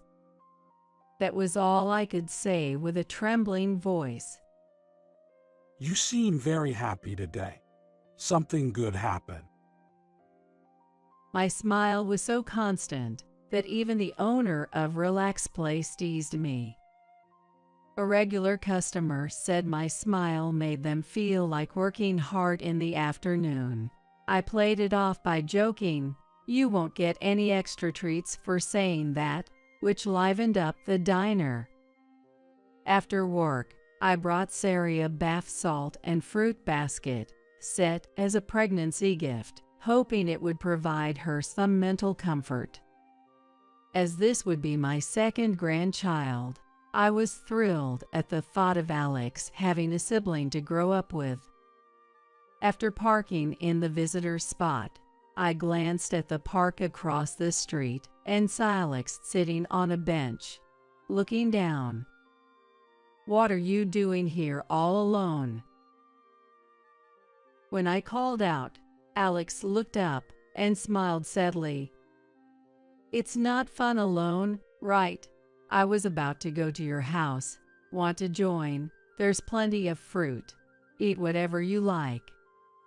But he just shook his head, neither standing up from the bench or speaking, quickly dropping his gaze to the ground. I tried to take him to the apartment, but he resisted with unexpected strength. I want to stay here, he said, refusing to move, as if his feet were glued to the ground. There must be something. I sensed it, but felt reluctant to force Alex to come back against his will. "Wait here." I handed him an orange and went to the apartment alone. Exiting the elevator on my son's floor, I heard the laughter of a young man and woman. Am I intruding? I proceeded down the hallway with my head down, but the laughter was coming from my son's apartment. "What's going on, Sarah?" I thought there was a young couple chatting nearby. I saw Sarah and a delivery man in uniform at the door. They suddenly fell silent, and the delivery man left without a word. Isn't it odd for a delivery man not to speak to the resident after delivering? I asked, puzzled by the delivery man's behavior. Sarah then glared at me with an intensity I'd never seen before, but she quickly snapped out of it. "Oh, Catherine, are you here?" she said, trying to recover her composure. Then Alex came back from the park, walking slowly. Hi. Did that guy leave already? When Alex asked this, Sarah glanced at me and smiled awkwardly. Don't say weird things. That guy was just a delivery man. A friend living far away sent us a package, she said, looking down at Alex. Alex stopped in his tracks, not moving any further, and apologized to Sarah with a frightened voice. I handed Sarah the bath salt and fruit basket set. I heard from Mike. You have a baby on the way. That's wonderful. Congratulations. I'll help in any way I can to ensure you have a healthy baby. Just let me know what you need. While saying this, I looked around the room, but I couldn't see the package that was supposed to have been delivered. Alex used to greet me with a bright smile whenever I visited, but today, for some reason, he was silent, playing on his smartphone in the corner of the room. Hey, Alex, what are you doing over there? Grandma came to visit you. Sarah pretended to smile, but her eyes weren't smiling. Alex whispered sorry again, in a frightened voice, and then came over to my side, glancing at his mother's face. Sarah talked alone until I left, but during that time, Alex didn't leave my side or say a word. The next weekend, Alex came to visit me at my house. That day, he was as lively as ever, amusingly telling me about things that happened at school. However, when a delivery truck stopped in front of the house, he tensed up and clung to me. What's wrong? Are you scared of that truck? But you used to love trucks, didn't you? An older, gray-haired delivery man came to get a signature for a package. Oh, thank you, I said as I signed, while Alex stayed hidden behind me. The delivery man greeted Alex with a big smile, saying hello, but Alex stiffened and apologized. The delivery man and I exchanged puzzled looks. What's wrong? This man isn't mad at you, you know. Yeah, buddy, I'm not scary at all, see? The delivery man said, pulling out a piece of candy from his pocket. Here, take this and cheer up.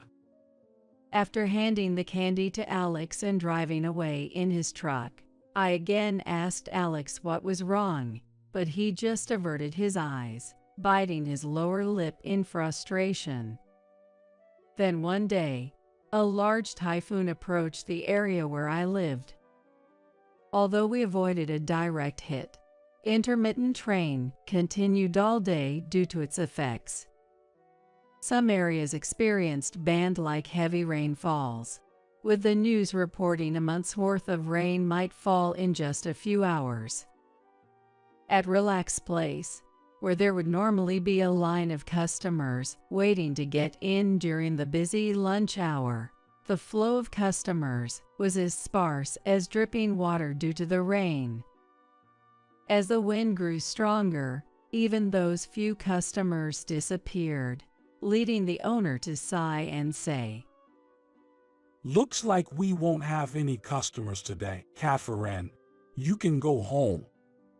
After packing up some leftover ingredients in a bag, I ran to my car parked behind the restaurant, struggling to keep my umbrella from turning inside out in the strong wind, and my clothes were soaking wet by the time I got in the car. I wiped my face and body with a towel I had in the dashboard, just to make me feel better. Turning on the radio, the sound was drowned out by the noise of the rain pounding outside, so I turned up the volume to the maximum. The rain will continue for a while, the anchor said carefully, but I could tell just by looking at the torrential rain slamming against the window. When I started driving onto the main road, I got stuck in a long traffic jam due to the typhoon's impact, which also paralyzed the rail service. The view through the windshield was a blurry white, but the traffic lights' red glared at the drivers at regular intervals, tauntingly bright. I wonder if there's anyone brave enough to walk the crosswalk in this downpour. Glancing casually at the sidewalk, I spotted a boy about elementary school age. "What, Alex?" I recognized him instantly because, despite the heavy rain, he stood out without an umbrella, dragging a plastic bag with its handle apparently torn off on the asphalt. I leaned over to the passenger seat to open the door and called out to him as if scolding, "Alex, get in right now." Grandma, Grandma. Seeing me, Alex smiled faintly, climbed into the passenger seat with heavy steps, then immediately leaned against me and became motionless. I shook his shoulder and slapped his cheek, calling out, "Alex, Alex," but he kept his eyes closed, breathing heavily, not responding. Feeling his forehead, I noticed an abnormal heat and exclaimed in shock, "Well, you are burning up." Grandma's hand feels nice. Feeling my touch, Alex murmured this before losing consciousness. "Alex, hold on."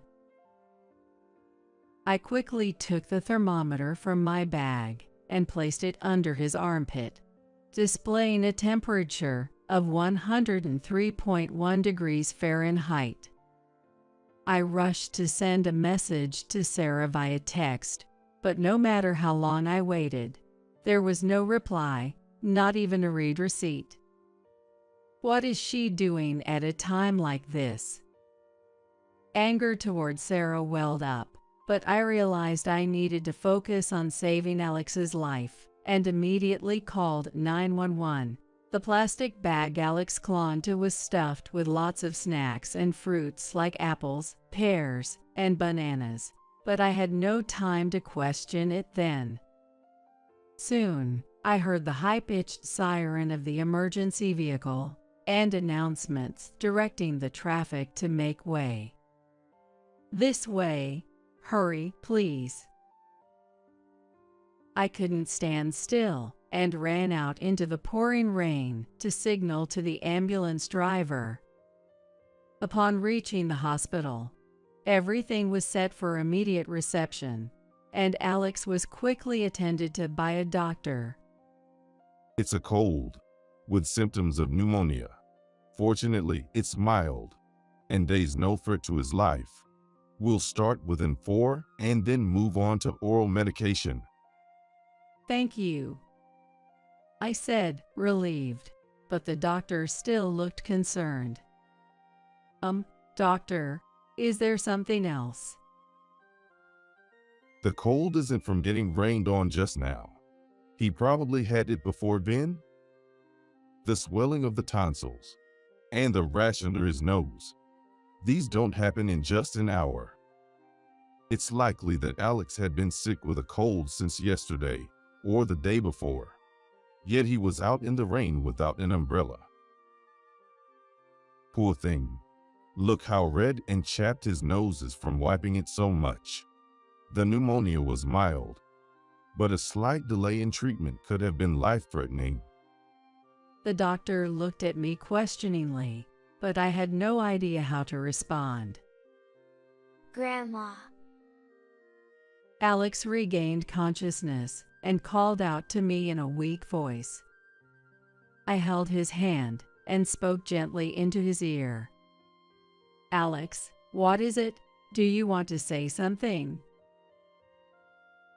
That man. The delivery guy, he's really close with her. When Dad's at work, that guy always comes, and I've seen them hugging each other. You mean Sarah? Alex struggled to convey what he had witnessed, and I felt an overwhelming sense of anguish. This meant Sarah was having an affair. I've been sick since yesterday. But today, that guy came again and told me to leave right now. I said no because I didn't want to go out in the rain. Then, the guy packed up various things into a plastic bag, telling me you are in the way, go play delivery boy, and sent me out. The plastic bag, the one you had, filled with snacks and fruit, was it heavy? Did that delivery man make you carry it? Alex nodded clearly. The guy said, take it to Grandma's place, with a laugh. The doctor and I exchanged looks. This is serious. As a doctor, I cannot overlook this situation. I can't forgive her either. We must do something about that woman. The surge of anger and sorrow within me felt ready to explode. By the time I was heading home, the rain had stopped, and the sunlight shone brightly on the moist asphalt. Jenny, I'm so sorry for this. I promise to protect your precious Alex. I talked to the photo of Jenny smiling happily while holding newborn Alex. I felt guilty for not realizing his suffering. Not only was I angry at Sarah and her lover, but I also felt the weight of my own inadequacy. When Mike said he wanted to remarry, I was overjoyed, thinking it meant he could move past his sorrow and start anew. Now, feeling resentful towards my past self, I repeatedly punched my thigh, trying to release some of the pent-up emotions, though it was nothing compared to Alex's pain. The doorbell rang, and thinking it was a visitor, I hastily wiped my tears and forced a smile in the mirror. "Coming," I said, heading to the door to welcome the guest. There was Sarah, smiling, still unaware of everything. I'm so sorry, Catherine, for making you look after Alex. She was still playing the part of a considerate mother. Alex, Mommy is here to pick you up. Come out. Sarah called out loudly towards the back of the house, thinking Alex was playing there. What? Alex isn't here today. Are you saying he's not at your house? Then where could he have gone? I feigned ignorance about Alex's whereabouts, and Sarah's face turned pale rapidly. What do you mean he's not here? Alex definitely said he was going to Grandma's house and left excitedly. Did he really say that? That can't be true. It's been raining all morning, and the wind was so strong. Even adults would hesitate to go out in that weather. But he clearly said he was going to deliver some snacks and fruits to Grandma. He must have been pretending to be a delivery boy. Did he really say that, even though it was pouring rain outside? You let her 6-year-old run out into the storm without stopping him or even looking for him.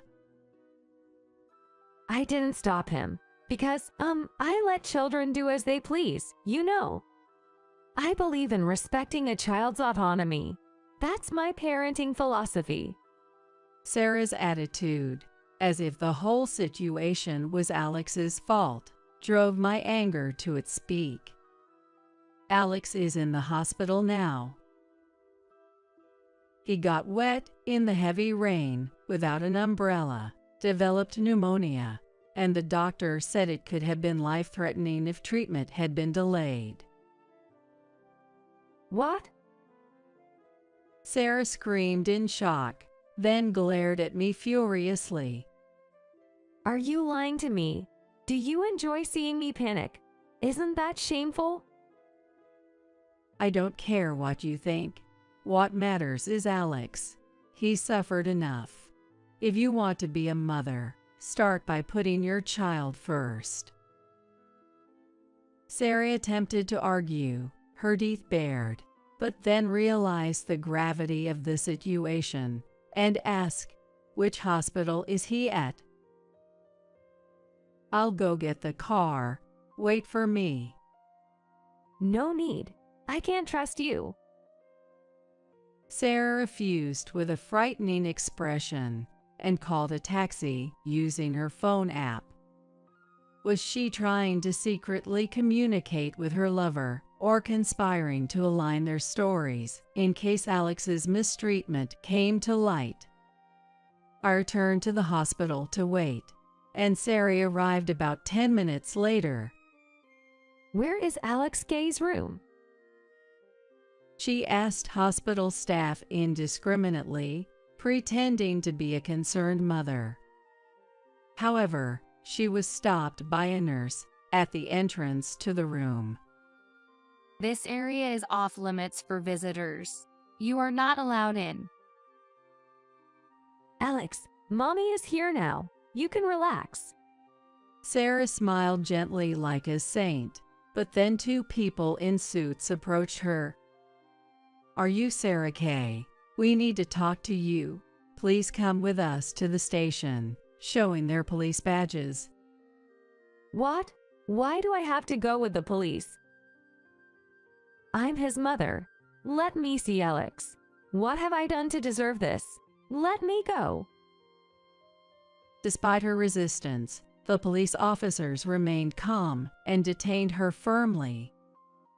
The doctor who examined Alex had advised involving the police, believing Alex's testimony couldn't be ignored.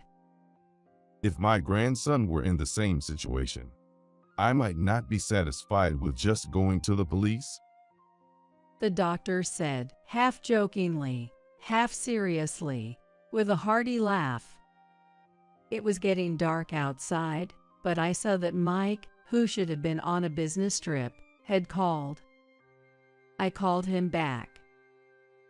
I had a meeting in the next county and came home early to find no one there, and I was shocked. I told Mike everything that had happened that day without hiding anything. Initially, he was skeptical, but his tone gradually fell, and he promised to look around the house for any evidence. About an hour later, Mike called back. One piece of evidence after another. Photos and videos of them looking cozy together, even traces of them using our bedroom. Learning of his wife's betrayal and the mistreatment of his precious son left by his late wife, Mike spoke as if venting his hatred. Later, Sarah was arrested for child neglect, and her lover, the delivery man, was also arrested and charged as a co-conspirator. Frankly, I still don't want to believe that Sarah could do such horrible things to Alex. I wish all of Alex's suffering were just lies. It might sound odd with the trial coming up, but I feel like running away right now. Hearing the truth is just too painful. But facing that truth head-on is the only thing we can do for Alex now. Reliving his suffering through the trial is all we have. Feeling helpless, I convinced myself that exposing the crimes Sarah and her lover committed in court is our duty. As the trial began, Sarah kept looking down in the defendant's seat, making me think she regretted her actions. However, when she looked up and caught my eye, without any concern for those around, she twisted her face and stuck out her tongue defiantly. The media were stunned by Sarah's lack of remorse. What a terrible person. Does she understand her situation? Were the cries from around the room. The judge had to call for order to quiet the commotion. Sarah, smirking, took the stand and began narrating the events leading up to the incident as if giving a business report. She admitted seeing an opportunity when Mike, who was advancing in his career, became depressed after losing his beloved wife. Well, honestly, he wasn't my type, but he seemed wealthy and likely to become more powerful, so I thought I could live comfortably by getting involved with him. She spoke frankly, showing no remorse. Sarah revealed that her affair with her lover, Michael, predated her relationship with Mike. He's handsome, just like movie stars, and exactly my type. She continued her relationship with Michael, thinking it unlikely to be discovered by Mike, who was often away for work. She also confessed to finding Alex annoying from the start. His expressions, which sometimes resembled those of the late Jenny, stirred up feelings of hatred in her. While meeting Michael, she treated Alex harshly, laughing at his crying and making sure he couldn't enter the house when they were together. They even recorded these moments on their smartphones. When I threatened him with a scary face saying, "Don't tell anyone," he surprisingly listened. It was quite fun for me. But when I got pregnant with Michael's child, I panicked. If the affair came out, I'd be thrown out, losing access to any money.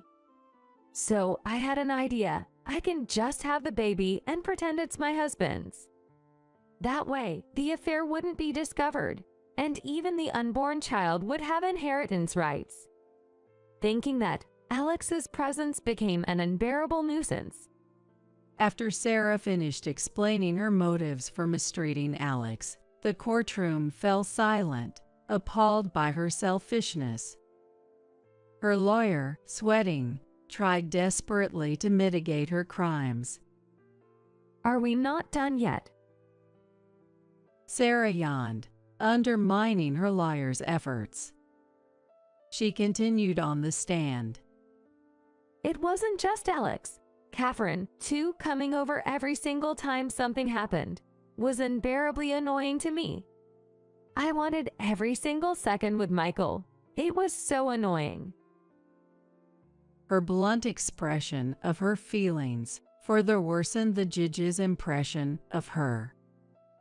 As a result, she received a harsher sentence than the prosecution's request, and the trial concluded. Needless to say, Mike and Sarah's divorce was finalized. Forced to pay a substantial amount in alimony, Sarah's life of poverty was set in stone. Alex, I was wrong. I was always busy with work and left you under Sarah's care. It must have been hard. Marrying such a terrible woman was my mistake. I am truly sorry. It's okay, Dad. I love you. But I have one request. What is it? Anything you want, just tell me, and I'll buy it for you. It's not that. What I want most is to be with you. Mike, with tears in his eyes, then hugged his son tightly, shouting, "Alex." Later, Mike applied for a transfer from his travel-intensive job to a more stable office position. Everyone was surprised, but given the recent events, no one objected. Years later, after being released from prison, Sarah and Michael began loitering around our home. It's your family's fault we're labeled as criminals. Can't rent a place or get a job. You've made us suffer. Take responsibility. I immediately called the police to handle Sarah's misplaced accusations. Afterward, Mike and I decided to sell our house and move to a secure luxury apartment using the sale proceeds. Returning to the relaxed place with Mike and Alex after a long time, the owner greeted us with a smile. Alex, have you grown taller since I last saw you? As I stood up, asking out of habit, "Can I help with anything?" the owner came over. No need, Catherine. You're a guest today, right? And it's my treat. Especially since Alex is here too. Eat whatever you like. I love the fried pork meal here. But even more than that, I love being with Dad and Grandma the most. Seeing my grandson's smile return, I swore to my heart, I will never let that smile be taken away again. Entering Jane's house, I opened the door to a room that seemed like an old storage space. In the corner of the dark room, I found Violet. What on earth happened? As I called out, Violet looked up. She looked very pale. Grandma. Next to Violet were textbooks and workbooks. How long have you been here without even turning on the light? I've been here for a year. What did you just say? Did she study here for a year? And there were dishes and cups around, too. Had she been eating here as well? Can you tell me what's going on, Violet? I took Violet's hand and spoke to her. After hearing Violet's story, I couldn't hide my shock. I never imagined she had suffered so much. The root of all evil was Jane. I left the storage room, completely furious. I found Jane and screamed at her, shaking with anger. What were you thinking, locking a child up in such a place? What you are doing is wrong. Just as Jane was about to retort, the front door opened and someone came into the house. How could you? I stared at a bewildered Jane with a cool gaze. My name is Hillary Taylor, 63 years old.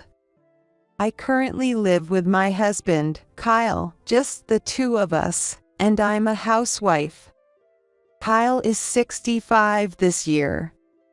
He's retired, and we spend our days relaxing at home. We have two sons, Kevin and Jeremy. Kevin is 38, and Jeremy is 34. They've long since left the nest and built their own families, so now we only see them during holidays like Christmas and Thanksgiving. Since the younger son's family has no children, our only grandchild is Violet, the daughter of our eldest son's family. Violet is a lively and adorable girl who turns 8 this year. She always talks to me, calling out Grandma, Grandma, and gives me her drawings, which she's good at. One of her drawings, featuring smiling portraits of Kyle and me, is displayed prominently in our living room. Looking at it always warms our hearts. I wonder how Violet is doing. I'd like to see her soon. Kyle remarks with a squint. Yes, I do want to see her drawings again. Violet was happily drawing today as well. We believed that. But at that time, we couldn't imagine the unexpected events that were happening to her. It was on a sunny morning. The doorbell rang, and I opened the door to find Jane standing there. It's been a while, Hillary. Jane, what brings you here, all of a sudden? I was surprised. Jane is our eldest son, Kevin's wife. Since they live about a 3-hour train ride from here, they rarely visit our home. What happened to her? Sorry for the sudden visit. I have a favor to ask. What is it? Come in first. I led Jane into the living room. Kyle too was surprised by her unfamiliar presence. Jane, like Kevin, is 38 years old. She looked the same as the last time we met, with light makeup and simple clothes. However, her face seemed to carry a hint of fatigue. Without touching the tea I offered, Jane started to speak. Hillary, Kyle, I actually need to borrow some money. What? Why? It's for Violet's tuition. She's attending a tutoring now, but we're thinking of enrolling her in another one that has a track record of sending students to top schools. Tutoring. I was taken aback. Violet is still in elementary school. Isn't tutoring unnecessary at her age? I was about to say so, but times have changed, and I'm not familiar with the current educational situation. Therefore, I couldn't strongly object. Violet wants to become a lawyer. That's why she needs to focus on her studies from now on. That's the first time I'm hearing this. Violet loves drawing. I seem to recall that she previously mentioned wanting to pursue a career in drawing or illustration. I was puzzled. Suddenly, Jane's eyes narrowed sharply. How can you say that? That's not possible. Violet is going to become a lawyer no matter what anyone says. So please lend us the money. Jane's vehement demand made both Kyle and me shrink back. If that's the case, we need to check with Kevin first. Kyle said, to which Jane suddenly regained her composure and answered with a smile. Kyle, it's okay. Kevin agrees to. We'll pay you back as soon as we get the bonus. But she's already attending a tutoring, right? And you're saying to add another one.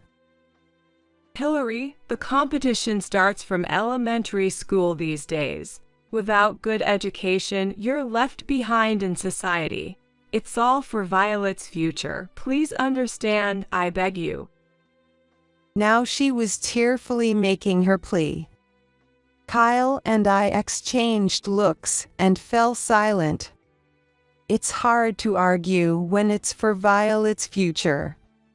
I'd like to hear it directly from Violet, though. Violet is studying hard at home right now, not wanting to waste any time. She's really trying her best. So please don't disturb her. Shouldn't we as adults do everything possible to support Violet's wishes? Is that so? How much do you need? For now, just $1,000 for the summer courses. The payment deadline is close. Kyle sighed. All right, if that's what Violet wants to do. Yes, I'll withdraw it from the bank.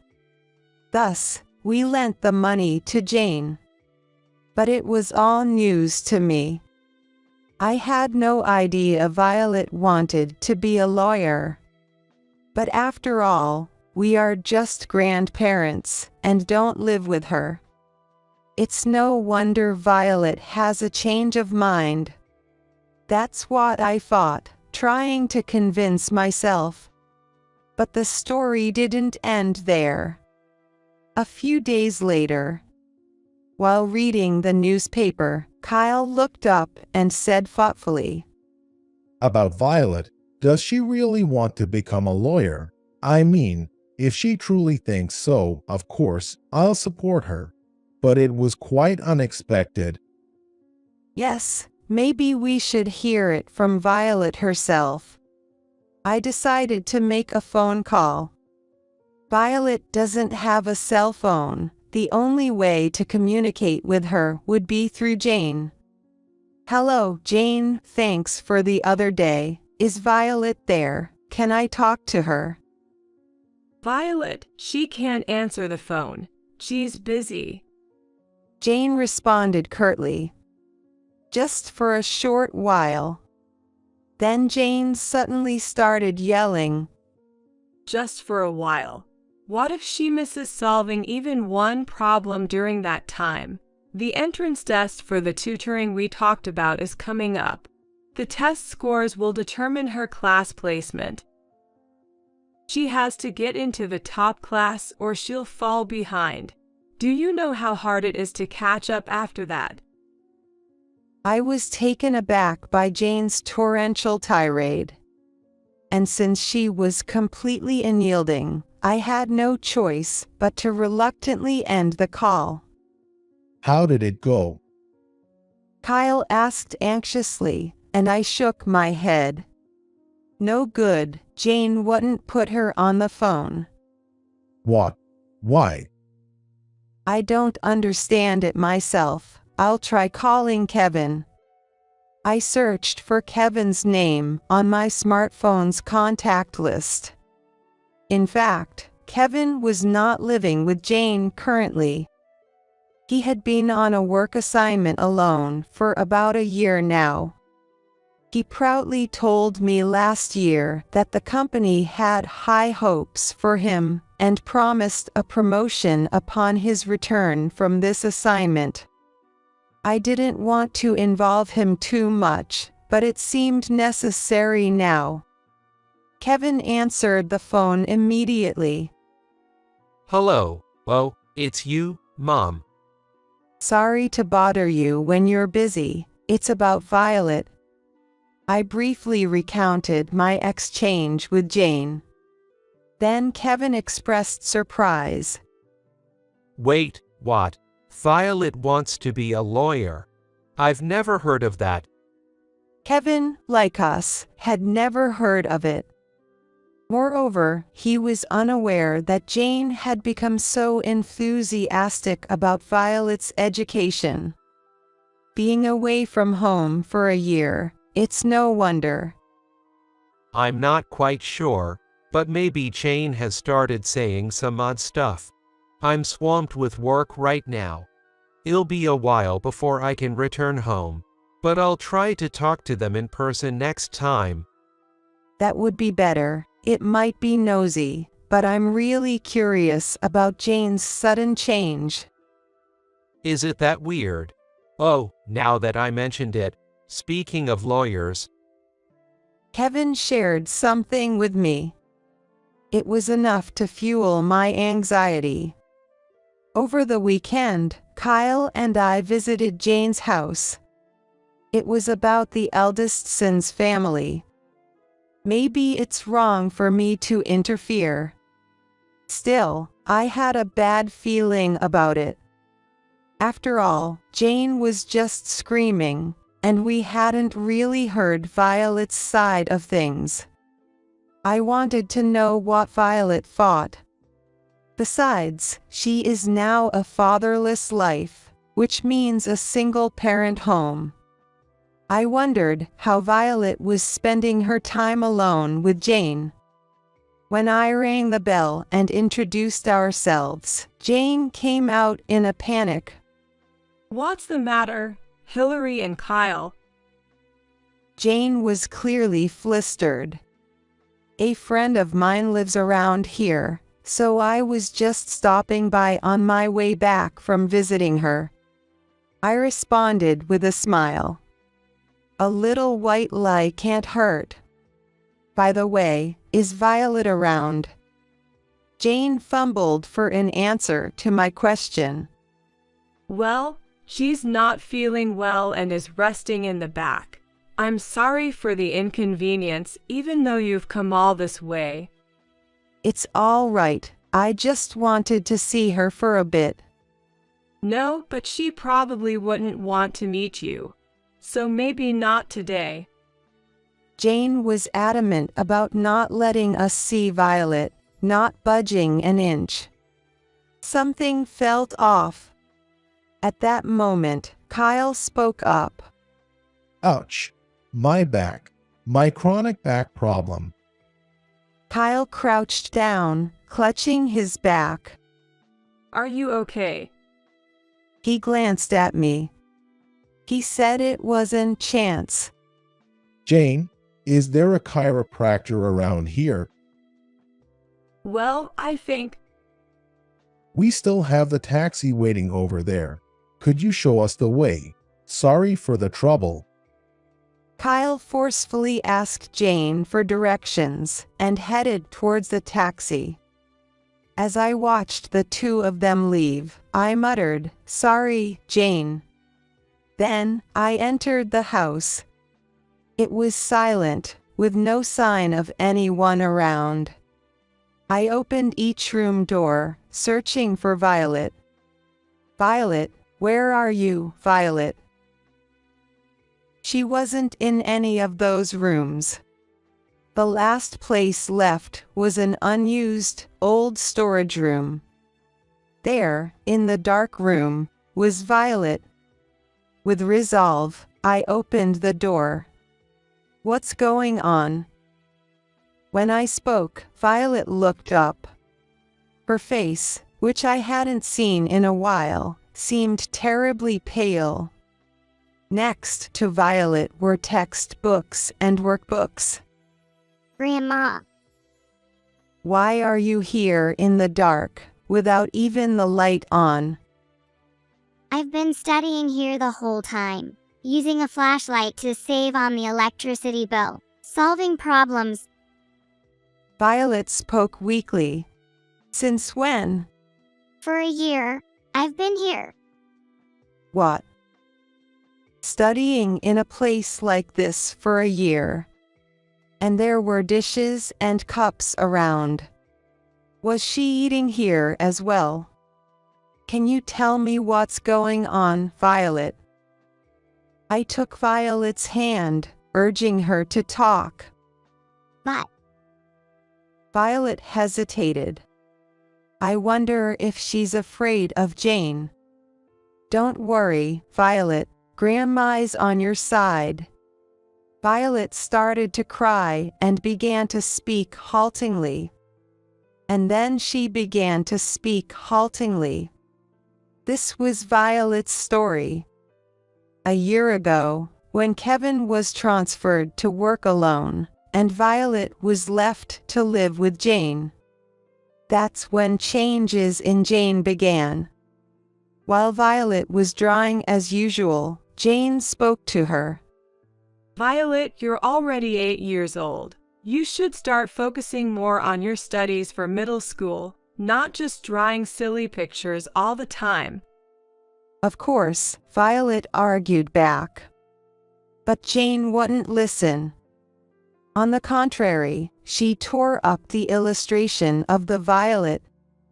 "Listen, stop wasting time on drawings that won't benefit your future. You're going to be a lawyer. It's a respected profession, helping people. Sounds good, right?" Jane said this with a smile. That's when Violet's days of hell began. She was forced to attend tutoring, dealing with a massive amount of homework. Though only in 3rd grade, Violet was pushed to study at a middle school level for accelerated education. Rest was not an option. If test results were poor, Jane would rage and berate Violet.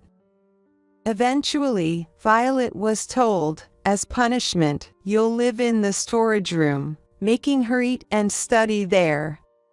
Moreover, if you can't answer the questions, you don't deserve to sleep inside the house, so she slept under the eaves. Sometimes, Kevin would return from his assignment. However, Jane would act normally only when Kevin was home. She also made sure to warn Violet, "You know what will happen if you tell your dad, right?" This made it impossible for anyone to seek help. I was stunned by these revelations. Jane's behavior wasn't just being enthusiastic about education. It was clearly excessive. I was trembling with anger. Jane said it was for Violet's future, but this is not for Violet. I've been drawing these secretly because I would get scolded by Mom. Violet showed me a piece of paper. There was a colorful drawing. It was a bright and cheerful picture that seemed to bring joy to anyone who looked at it. Thinking that she had been drawing with all her might in such a hellish environment made my heart ache. Clearly, Violet doesn't want to be a lawyer. It was all Jane's imposition. What was she thinking, forcing Violet to do this and lying to us? I looked into Violet's eyes and said, "I understand now, thank you for telling me. Let's go to my place for now. It's not good for you to stay here." The more I heard, the more convinced I became. Jane was not in a state to accept reasoning. The priority was to get Violet out of this house. Then, there was a commotion near the entrance. Jane and Kyle must have returned. "Violet, wait here for a bit," I told her and stepped out of the storage room. I had to speak clearly to Jane. Seeing me come out of the room, Jane raised her voice. "Hillary, how dare you enter the room without permission? Did you and Kyle deceive me, pretending his back hurt?" Looking past Jane, I saw Kyle now standing up straight. "I'm sorry about that, but you've been lying too, right? Saying Violet wants to be a lawyer, that's a blatant lie. Locking a child up like that. What were you thinking?" Jane retorted with anger in her face. "I'm not lying. Violet is going to be a lawyer. That's what's been decided." Kyle was taken aback by Jane's furious outburst. The reason for her obsession with the lawyer. That was the answer to what Kevin told me the other day. "It's not Violet, it's you who wanted to be a lawyer, right?" Well, Jane, struck by the truth, stumbled over her words. According to Kevin, Jane once aspired to be a lawyer, but failed the exams. She became an office worker because she was unable to obtain a license to be a lawyer. Then she met Kevin and got married, and perhaps after having Violet, she was reminded of her old dream. It seemed she was trying to live out her own desires through her child. I spoke to her firmly. At that moment, the front door opened. Children are not tools for fulfilling your dreams. Education is important, but not to the extent of forcing it like this. You are trapped in your past, and do not see Violet as she is now. Be quiet. What do you know, Hillary? Becoming a lawyer means a secure future. It's all for Violet's sake. Jane's continued shouting was painfully desperate. Then the front door opened. The person who entered the living room was Kevin. Kevin, why? How did you? Jane was perplexed. He was panting in his suit. He hurried back from his workplace. "I got a call from Mom and was worried, so I came back early. I had no idea it had come to this." Ignoring me, Jane desperately pleaded to Kevin. It's all a misunderstanding. I want to support Violet's dream. Kevin was not confused by Jane's words. "I heard from Mom. You visited Mom to borrow money to put Violet in an expensive tutoring, right? And you lied about me agreeing to it." Chastised by Kevin, Jane momentarily looked guilty. But she quickly regained her composure and began to speak. This was an investment for the future, not really a debt. Jane mumbled her excuses. At that moment, Kevin looked around and picked up a document from the desk. Is this the tutoring? It turned out to be an application form for tutoring. The pamphlet contained the convenient words dramatic grade improvement and success in entering prestigious high schools.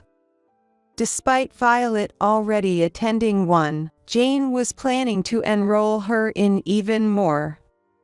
Looking around house, books on child education methods were scattered everywhere, including an application for a seminar titled Turning Your Child into a Genius. Of course, it would cost something. The amount of money being spent was shocking. Kevin looked at the tutoring application, appalled. It's so expensive. What are you thinking? But I manage with my savings from before I was married. Recently it's not been enough, so I just asked your parents for help. Jane made an excuse on the spur of the moment. She doesn't seem to think he's at fault one bit. Kevin sighed in frustration, deciding to ignore Jane. It looks like Kyle has decided to ignore Jane from now on.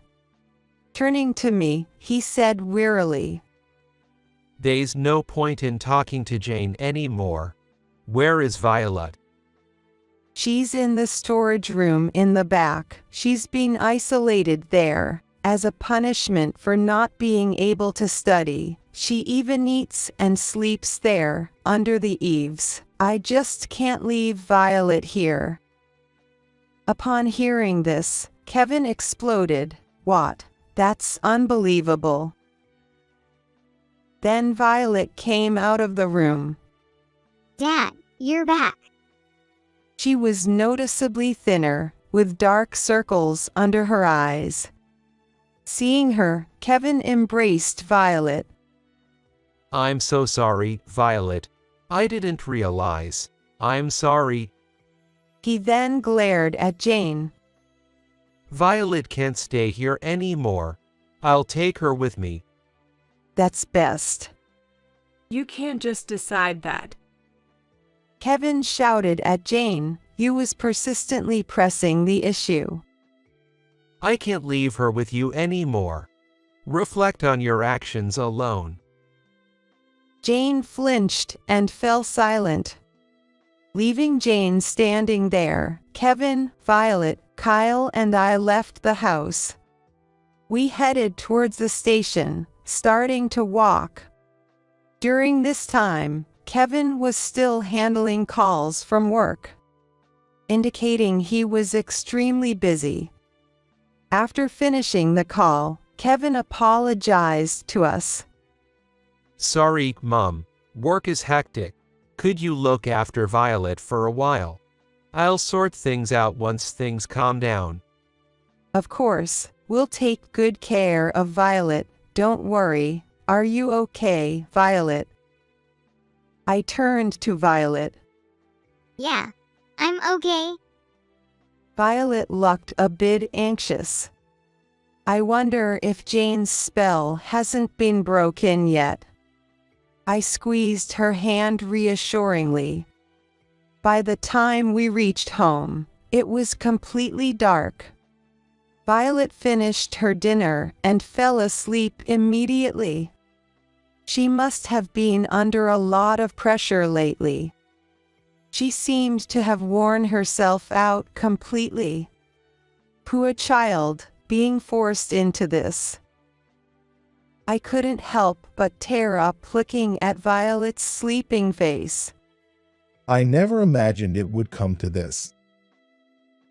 Kyle sighed deeply. Kevin left Violet in our care and returned to his posting. Kevin said he was going to persuade Jane, but can he? My worries proved accurate.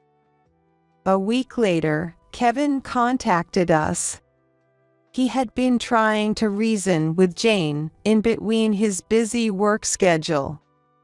Kevin repeatedly tried to persuade Jane, urging her to realize the foolishness of her actions and to change her ways.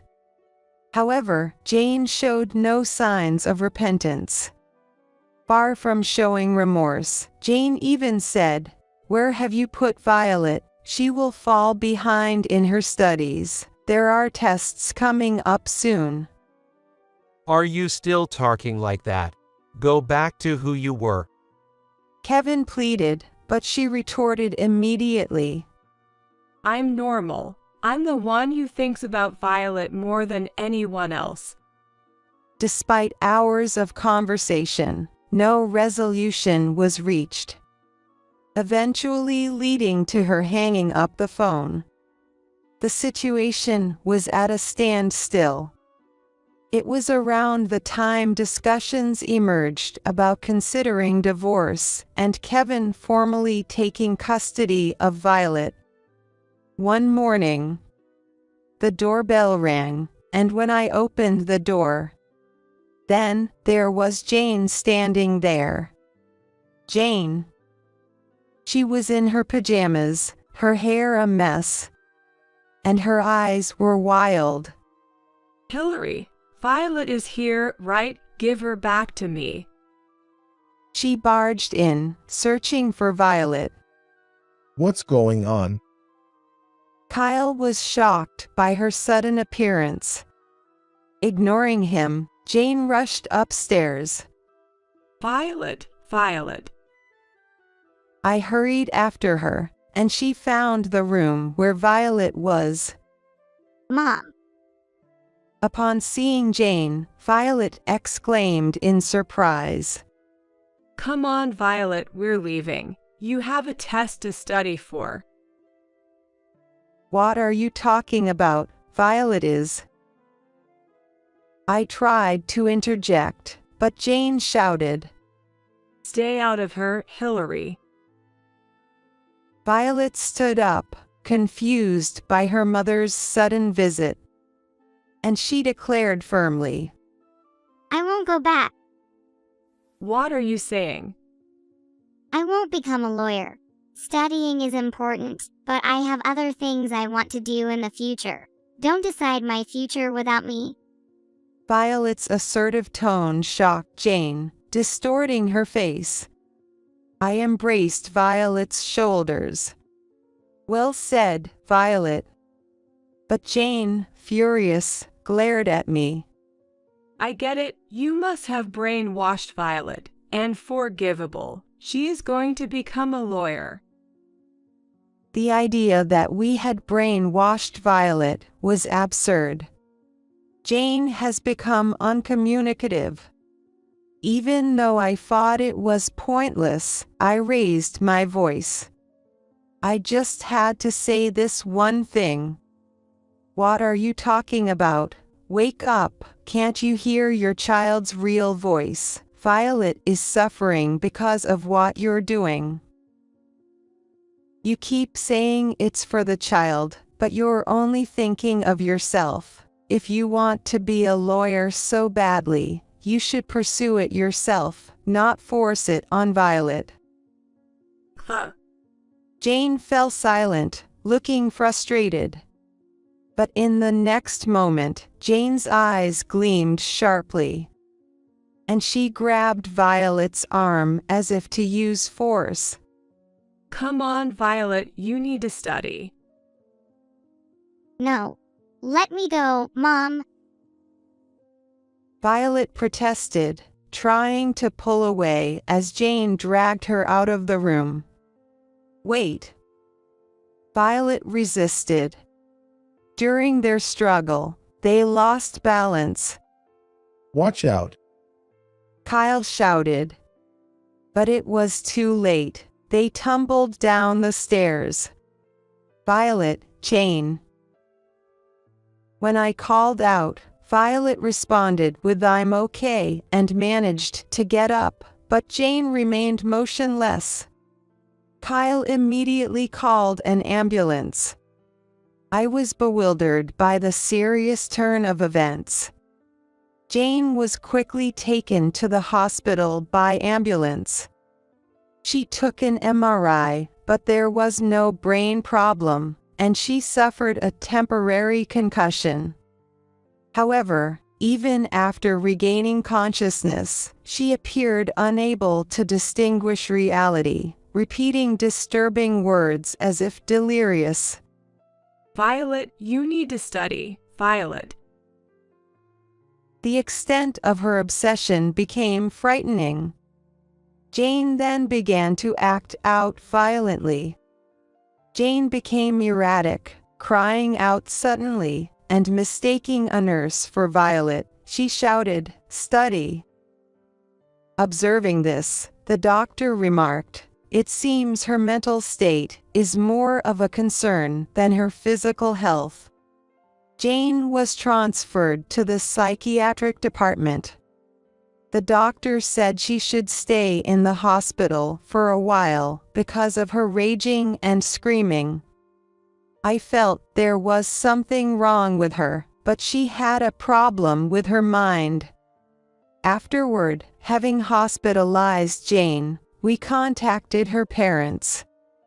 We asked them to come to the hospital to explain Jane's recent condition. Her parents were visibly pale. They never imagined their daughter would end up like this. Jane's parents promised to take good care of her. After some time, Kevin expressed his wish to divorce Jane.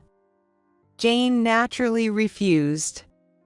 However, Kevin initiated legal proceedings, and as a result, the divorce was finalized. Kevin gaining custody of Violet. Later, we were called by Jane's parents and visited the hospital again. We've caused you so much trouble. In the hospital's meeting room, Jane's mother apologized deeply. Then, they handed us an envelope. This is the money she borrowed. We are very sorry. It was the $1,000 that she said was needed for Violet's tutoring, which she borrowed from me and Kyle. It seemed Jane's parents had covered the debt. I looked intently at their faces. Despite being around their 60s, just like us, Jane's parents looked much older. This turmoil must have aged them considerably. "Thank you kindly. How's Jane doing?" I casually asked. That's just it. She hasn't improved much. She keeps shouting at anyone to study or yelling you must become a lawyer. So, we have no choice but to keep her here for a while longer. Saying that, Jane's mother sighed. Apparently, when Jane was young, her parents incessantly told her to study hard and aim for a respectable career. Sometimes even yelling at her when her grades were poor. I wonder if it's because we pushed Jane too hard when she was young that things turned out this way. It's too late now, but we deeply regret it. Jane's mother's unexpected confession left me with mixed feelings. This was the root of Jane's breakdown. A negative cycle passed down from her parents to Jane, and then to Violet. However, this cycle had to be stopped. With resolve, I declared, "Children have their own happiness. When parents impose too many of their ideals, it can break the child's spirit." Violet was also in danger of this. From now on, Kevin and we will take responsibility to ensure Violet grows up freely and happily. Jane's mother was in tears. She must be reflecting on what she did to little Jane. I hope that from now on, they can live while offering support to Jane, whose spirit has been broken. With these thoughts, we left the hospital. Afterward, Violet and Kevin began living with us. Kevin requested a transfer. Kevin negotiated with his superiors to work at a branch near our family home. I was worried that this might affect his chances for promotion, but Kevin reassured me, dismissing the concern as if it were nothing. It's all right. I've been too focused on work and overlooked the discrepancies in Jane and Violet's relationship, which I regret. Now, I want to be more attentive to Violet. Saying this, Kevin smiled. Fortunately, Kevin, who had an understanding boss, won the promotion on his performance. This brought us relief. Violet has regained her brightness since then. The move necessitated a school change, which initially worried us. But Violet said, "I'd rather transfer schools." In her previous environment, academic pressure had limited her playtime with friends. It seems that this led to Violet becoming isolated. However, Violet made a lot of new friends after she changed schools and became brighter. Now, she enjoys drawing her favorite illustrations and sharing them with everyone. She smiles and says she wants to be an illustrator in the future. Seeing Violet return to her original self and being happy is the most joyful thing for us. Parents worry about their children's future. And parents tend to put more rails on their children than they need. But if you make a mistake, it's just an imposition of your ideal. We keep this in mind, gently overseeing their growth. The most important thing is Violet's smile. We continue to hope that Violet will grow up healthy and happy. Well, from today, please take care of the 7 of us. Upon opening the front door, there stood my son, whom I hadn't seen for several months. Behind him, his wife and children were standing with large luggage. I hadn't heard anything about this, and I told him it was rude to suddenly show up at one's parents' house with so many people, but my son was unfazed. He entered, brushing off my words with an indifferent yay, a sight that was nothing short of terrifying. Why did my son come back? Months ago, after I criticized him and his wife for their reckless spending, it was he who called me a greedy old hag and cut off ties with me. My son, much stronger than me, easily pushed open the door and came in.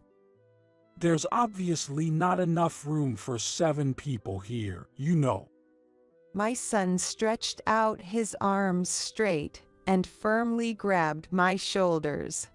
He said with a pleasant smile, causing me pain, "Once you're done with cleaning and laundry, Mom, you can sleep in the hallway."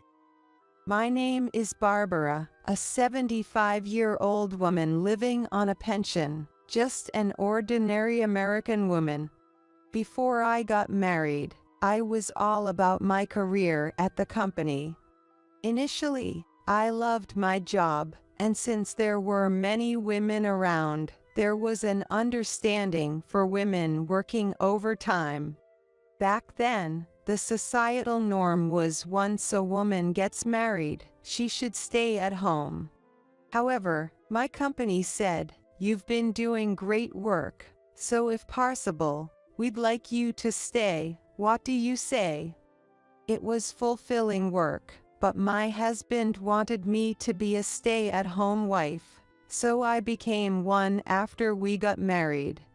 I also got really into cooking, putting extra effort into my usual dishes, making them taste professional. I had always admired the idea of spending time and adding that extra touch to cooking. I secretly found joy in having more time for my hobby of sewing by being a stay-at-home wife. We only had one child, Jason, but I cherish the time we spent together as a family of 3. When Jason was young and in elementary school, I loved how clingy he was. As he hit middle school, Jason went through a rebellious phase and sometimes put emotional distance between us, but he was blessed with good friends. He even has friends from middle school he keeps in touch with to this day. In high school, influenced by his friends or maybe thinking about college, Jason focused more on his studies. My husband, despite his old-fashioned views, was supportive in raising our child, making the tough parenting journey enjoyable. I was lucky to have mom friends around during high school and college entrance exams, discussing things like, what approach are you taking with your child? What advice should we give? And how can we support their study focus? I ended up paying for most of the wedding because Jason hadn't saved much. My husband worked hard and provided well for us, ensuring a smooth and comfortable life. My hard-working husband passed away 5 years ago after a battle with illness. Now, I'm living alone, getting by on my pension and the savings my husband left behind. I use my sewing skills to create pieces and sell the finished products on thrift market website, earning a bit of income. With a comfortable financial situation and no struggles in daily life, I've been leading a fulfilling life, volunteering with friends besides my hobby. Outside of volunteering, I enjoy delightful days out, like going to lunch with my friends. My son Jason, now 44 years old, married 17 years ago and has his own family. His wife, Lisa, is 40. I remember her from their school days as a quiet girl. But that image has long been replaced as I got to know her better. They have 3 children, with the eldest grandchild now 14, followed by a 10-year-old and an 8-year-old. My relationship with my son and daughter-in-law is good, especially when the grandchildren were younger, as they weren't very demanding. I made sure not to do to her what I disliked being done to me as a mother-in-law, avoiding unexpected visits and giving money on special occasions so they could buy what they liked. I thought we were maintaining a healthy distance, but recently things have changed. My daughter-in-law now often asks for gifts for the grandchildren or to eat out at expensive restaurants every week. When we go out to eat, she and my son never even pretend to reach for their wallets, always choosing pricey places. But dining out is still better in a way. I enjoy seeing my grandchildren happily eating and saying how delicious everything is. Given the evolving situation, Lisa has started clamoring for accessories that clearly aren't in line with what a middle schooler would typically wear. I've known Lisa since my son was in high school. She was a quiet girl, unremarkable in both good and bad ways. I can't believe I didn't see how brazen she could be, and I just sigh. She wasn't rude to begin with, but became domineering the moment she felt she could say anything to me. Over time, relatives noticed her true nature and gradually distanced themselves. Now, only those with strong character remain in contact with her. Lisa, thinking I'm easy to manipulate, started asking for rings, necklaces, designer wallets, and bags. I've confronted her, asking, "Why do you need such expensive things? Aren't these just for you?" She insisted it was all for the kids. It starts with clothes for the elementary school's enrollment ceremony. I need this outfit for when I attend Parents' Days. Only a designer bag will match this dress. But I couldn't afford to buy designer bags just for that reason. Ignoring her moderately, she eventually stopped pestering me for more. However, she then started aiming for things that were hard to refuse. She would barge in while I was cooking dinner. Please make some side dishes for me too. When I refused, well then, anything you have will do, she would say, and then help herself to the fridge, taking leftovers or the newly bought pack of meat. Even when I strongly objected, she just laughed it off. "Thank you," she said, shrugging off my arm and leaving on her own accord. Lately, I am astonished that my daughter-in-law would go to such lengths. It's common to hear about daughters-in-law being troubled by mother-in-law issues, but is it normal for me, the mother-in-law, to be the one distressed? It's audacious how she would suddenly visit and then ask for meals for her entire family. And yet, she never shows up for the Memorial Day or visits my late husband's grave. On the Thanksgiving Day, she would ask for money for the grandchildren, devour the Thanksgiving's feast, and then leave without greeting other relatives. One summer, after being ignored despite many warnings, she said, "It's a trend now to give money on the Thanksgiving Day and during Christmas season. Give them to all the kids, please." Without even showing respectfulness to the grave or any gift to me, she still demanded money for her 3 grandchildren, pushing me to my limit. When I finally confronted her about her appalling behavior, Jason blatantly looked at me, sighed, and even clicked his tongue.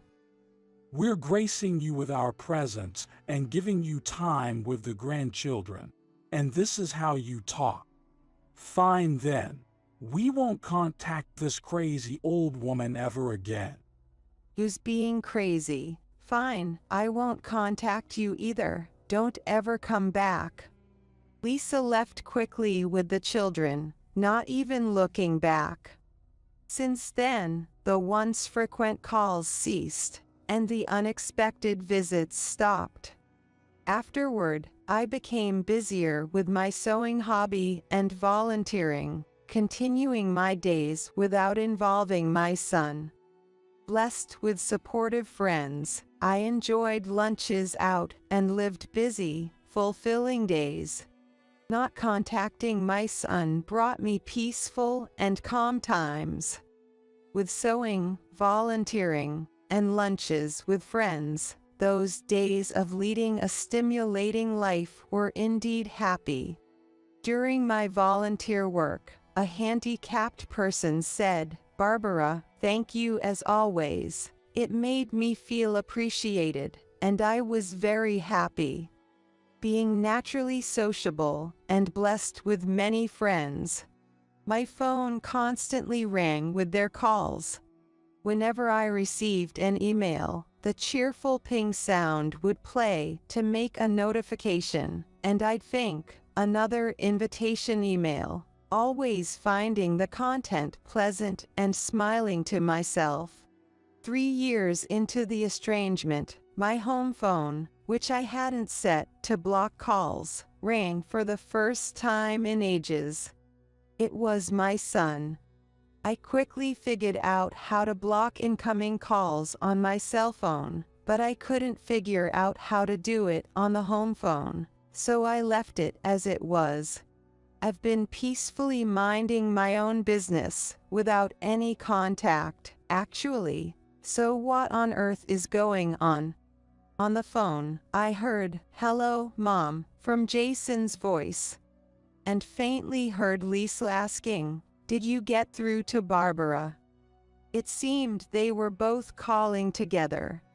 Jason didn't say he was well or that it had been a long time. I need money, He said, laughing without any shame.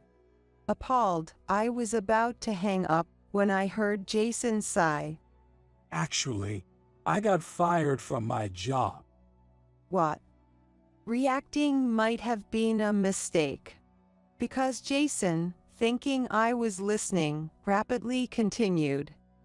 Actually, I had a bit of a health issue and made some mistakes. Made a pretty big blunder and was told to take responsibility. So I got fired. No farewell party or anything. It's been tough, huh? Keep it up, I said, but honestly, I could only think, so what? I could guess the next words from my son, who lost his job and was asking for money. Attempting to end the call quickly, Jason's desperate voice stopped me. He seemed not to expect any loan. If money's out of the question, let's live together again. What? You, as my real mother, can live happily with your cute grandkids, and we save on rent. It's a win-win, right? I'll call again, so please clean the house for us. Don't joke with me. Living with you guys won't make me happy. You cut off our parent-child relationship, and now you're shamelessly coming back because you're in trouble. You should rely on Lisa, not me. I couldn't stay silent at such selfishness, and raised my voice for the first time in a while.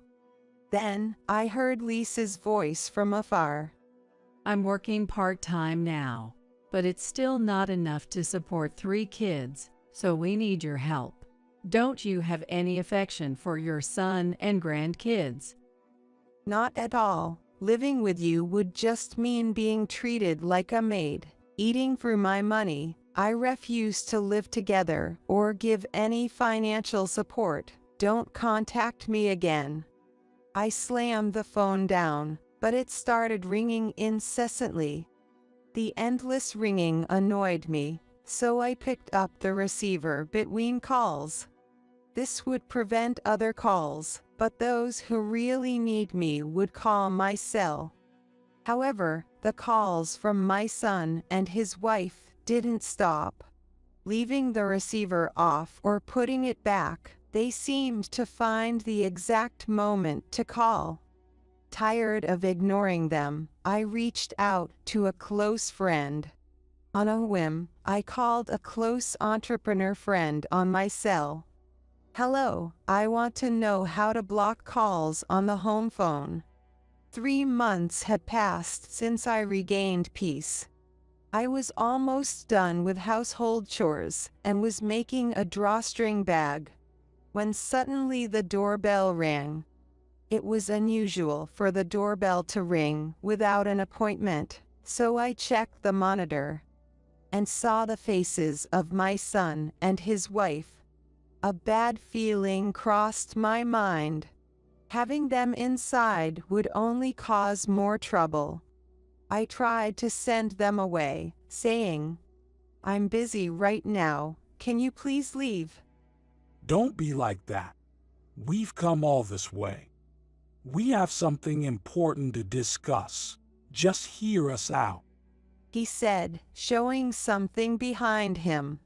It wasn't just their family. Lisa's parents were also there.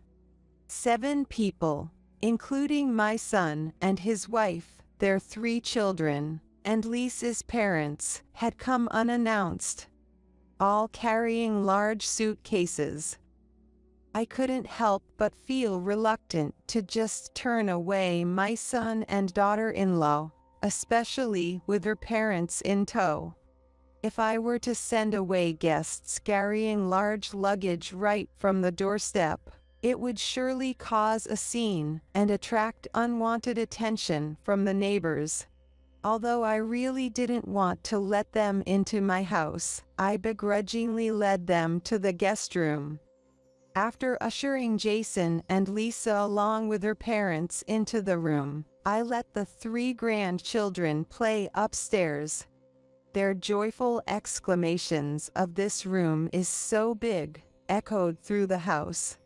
Right off the bat, my son said to me, without any discussion, "Mom, let's live together. We've even brought our luggage, see?"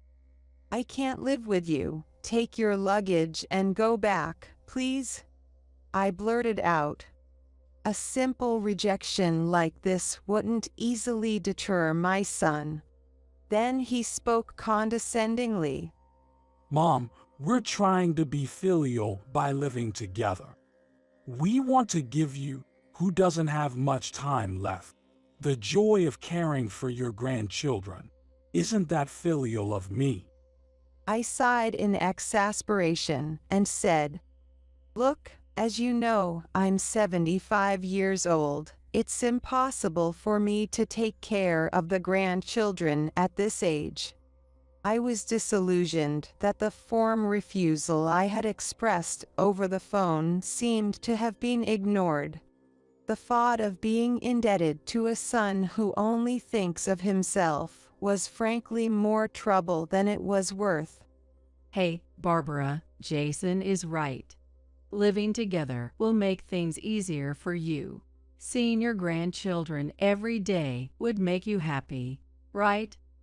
The thought of how much money I would be drained of, and the amount of effort I would have to put in if I ended up living with my son's family, gave me chills. Barbara, are you considering your age? Since you don't have much time left, you can enjoy spoiling your cute grandchildren. I had hardly spoken or even seen Lisa's parents since their marriage greeting. They are staunch Lisa supporters, probably having spoiled their only daughter immensely. And Lisa herself was likely raised in their excessively indulgent love. Then, as if to add insult to injury, Lisa's parents chimed in with their piece. "Hey, Barbara, let's cooperate with our daughters, considering we both don't have much time left," said Lisa's mother, true to their nature. Their brashness must have significantly shaped her character. Though I'm unaware of their lifestyle, they seemed to regard Lisa's word as absolute. Being the filial son, providing the old mom with the joy of caring for a lively family, that's me, right? Jason, probably feeling emboldened by the crowd, laughed heartily. I couldn't help but wonder if Jason and Lisa were trying to put me in their debt by bringing up everything they've done for me in the past. It infuriated me how they had squandered my money as if forgetting I had covered the grandchildren's expenses, citing the daughter wants it or the son needs it. Lisa's parents seemed to agree with everything she said. "Hey, Barbara, our Lisa is a smart girl. Let's follow her lead," Lisa's mother said with a smile that was too present, making me feel uneasy. That's why I kept my distance from Lisa's parents. Their brazenness in approaching me so boldly, despite not having met since the wedding, was beyond rudeness. It was sheer impudence. I found Lisa's parents to be incredibly audacious. "Mom, we're here for you, and we'll live together. You'll be happy, right?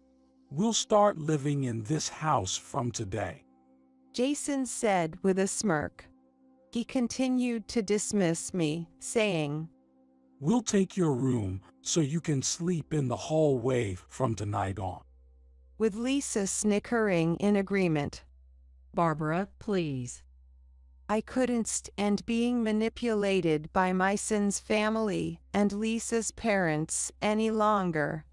I pushed past them and retreated to my room on the second floor. Soon after, I came down with my carry-on, to the astonishment of my son and his wife and Lisa's parents. I'm leaving, so make yourselves at home. What? My son gasped. What about the housework? And we thought we were finally free from it. Lisa fretted. Their words confirmed my suspicion that they intended to treat me like a maid. I was speechless at the audacity of Jason, jobless and unable to support his family, and Lisa, whose part-time work wasn't enough. Their entitlement, along with Lisa's parents tagging along, was too much to handle. The house is too much for me to manage alone. It's already been sold. You can live here if you want, but you'll need to buy it back. I informed them. My son and his wife seemed unable to grasp what I was saying. I've been planning to move out, and I started preparing 3 months ago. This living room isn't empty, is it? Well, the stuff here was supposed to be disposed of last. Most of the things in this house were unnecessary for the new place. Naturally, we threw away what we didn't need and took what was necessary to the new home. If you all want to live here, you'd have to buy back the house. Well, it's been well maintained and close to the station, so I don't think it'll be cheap. The living room had only a desk and simple decor, so it seemed their son didn't notice at all. The decor in this living room was supposed to be taken out by the movers after I had finished unpacking everything. That's why the living room alone had items for entertaining guests. Mom, I'm your son, aren't I? And the kids, they're your adorable grandkids, right? The son and his wife pleaded with me even more. I couldn't help but snort with laughter. My dear sons were gone 3 years ago. Why are you telling me this now? You should just go back to your old home. We've already terminated our apartment lease. Without jobs, we can't pay the rent. Living on Lisa's income is tough. We have no choice but to rely on you, Mom. Even with such pleas, I'm not obligated to support my son's family or Lisa's parents. What are you talking about? You just need to find a job, and if Lisa continues her part-time work, you should be able to manage. Don't make excuses for being unemployed. Just get a job. The main provider should be you, Jason. I pushed my son away. My parenting days are over. I have no obligation to support Jason now. We're asking because we can find jobs right away. My son retorted angrily. Then you should ask Lisa's parents. They are good supporters for Lisa, and it would be easier for you to live there, Jason. Even our parents sold their house and moved here. This is the only place we have to return to. This house isn't mine anymore. If you want it, you'll have to talk to a real estate agent to buy it. Seeing their situation, I realized they truly had nowhere else to go. It seems the son and his wife have no home to return to. But this place is no longer a home for Jason either. All I can say is, I'm flabbergasted.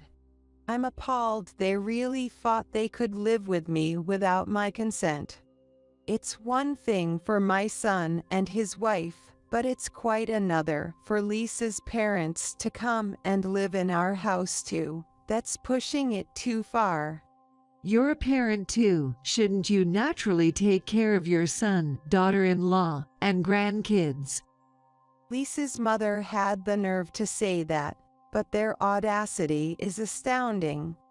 Just because I'm a parent doesn't mean I have to take care of Lisa's parents too, and if you're a parent, why not look after your daughter and her family? Plus, Jason and I cut ties 3 years ago. I've considered my son as good as gone since then, so it's too late to ask for my help now.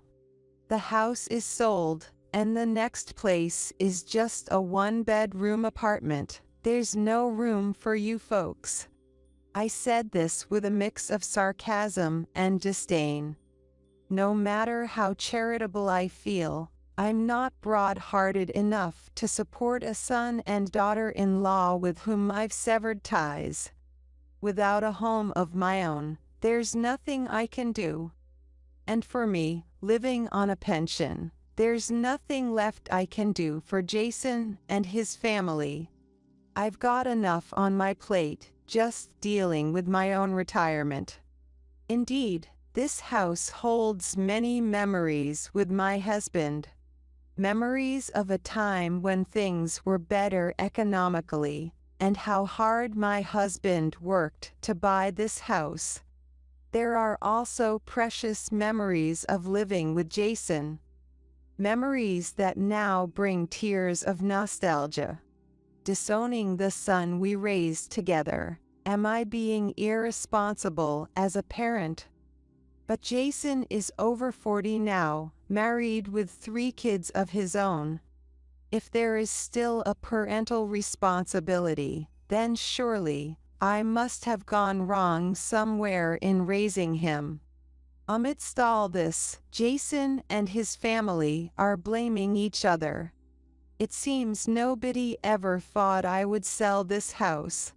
Indeed, selling this house, now that I'm over 70 and the mortgage is paid off, would be risky. Honestly, I wouldn't have done it if things hadn't gone sour with Jason and his family. It seems like Lisa and her parents have completely forgotten about me, all furious at Jason, their son-in-law. Jason, you are to blame for lying. All the responsibility is on you. Lisa's parents were furious. You said Barbara would never sell the house of memories, Jason. Didn't you check? Now all plans are ruined. Lisa was also very angry. In fact, I've been close friends with the landlord of the apartment where my son and his wife lived for a long time. Ever since Jason said he wanted to live together 3 months ago, I've been concerned. So, I decided to contact her, who is also a landlord and a friend. From her, I heard that my son had been discussing giving up the apartment for 4 months. I was stunned by my children's actions, but I was glad to know about their plans in advance. Moreover, my friend, the landlord, told me that Jason had said he wanted to live with me, to leave some of the kids' care to me, hoping to show filial piety while I was still healthy. Knowing this, I started planning various ways to avoid living with my children. With my energy at 75, there's no way I could take care of endlessly energetic grandkids. And it was clear that if my son and his wife came, they would impose household chores on me. Moreover, I feared that living together would not only burden me with caregiving, but also drain all my finances. I spent about a week pondering what kind of environment would be comfortable for me. I wondered if I, at 75, could live happily considering my physical capabilities. Living alone in this house is not possible. It's too big to manage on my own. Even now, it's a struggle to maintain it. After much thought, I decided to sell this place and move into a senior living community. Senior housing isn't as spacious as a single-family home, so I moved out only what was necessary. I had to dispose of the things that wouldn't fit in the new apartment, but with my wide circle of friends, it was easy. I sold items and furniture that wouldn't fit in the new apartment, along with excessive clothes and antiques. Many books left by my late husband were also taken by a used bookstall. Items I hadn't used in years, and those that could be used at a charity sale at my volunteer place, were all donated. I went to the local government office, got the paperwork for moving, and found out what was necessary. Most of the moving procedures and preparations were completed 4 days ago. After settling the remaining utilities like electricity, gas, and water, I was in the home filled with memories. As I was enjoying my last moments in the house with my favorite sewing, Jason showed up just as I was about to leave. While playing upstairs, my grandkids must have overheard our conversation and peeked their faces out. Prompted by a look from his parents, my 14-year-old grandchild said, "Abandoning your own son and us, Grandma, you're heartless. A poor, lonely grandma should live with us, and you should leave all your wealth to my dad and mom." Hearing this, the 10-year-old and 7-year-old grandchildren echoed, "Right, right," reflecting the upbringing of Jason and Lisa. Their statements, heavily influenced by Jason and Lisa, made me wonder where I went wrong with my son's upbringing. However, Jason and Lisa have made their choices. And while I foresee hardships for my grandkids, it's out of my hands and not my concern anymore. I conveyed this to my grandchildren in an admonishing way. You should ask your mom's parents instead. There's no need for it to be me. Lisa's parents don't have savings and are barely getting by on their pensions, so that's not feasible. Besides, having us around would make life more enjoyable for you, Mom. I was so exasperated, all I could do was sigh. Jason is an adult. Find a job while Lisa is working part-time. If Lisa is working, you can at least rent an apartment in her name. The landlord of Jason's previous apartment has left it vacant for now, not wanting to live with me. If a mortgage is feasible with Lisa's part-time income and unemployed Jason, then go ahead and buy the house back. I left the house and had already contacted a real estate agent. I'm getting on in years and just want to live a life that fits my means. Later on, it seemed my son and his family tried to buy back the house I sold. Jason apparently went to the real estate agency, aiming to repurchase the house full of memories for him. He mentioned his former home address and said, "I want to buy this property. It's a big purchase, so he needs a mortgage qualification process." It seems the application didn't pass, naturally, just on Lisa's part-time income. With an unemployed son, they couldn't even discuss a mortgage. The well-located and well-maintained house was far too expensive for Jason's budget, and they couldn't afford to buy it with a loan. Indeed, for an unemployed son and a part-time working daughter-in-law, the house was probably too expensive. Jason's family, including Lisa's parents, ended up living in the apartment they had before, squeezing in 7 people. The landlord was surprised that in addition to Jason's family and children, Lisa's parents were living there too. It's good as a rental income, but please, no trouble. Neighborhood disputes are the last thing I want. My friend who is a landlord mentioned.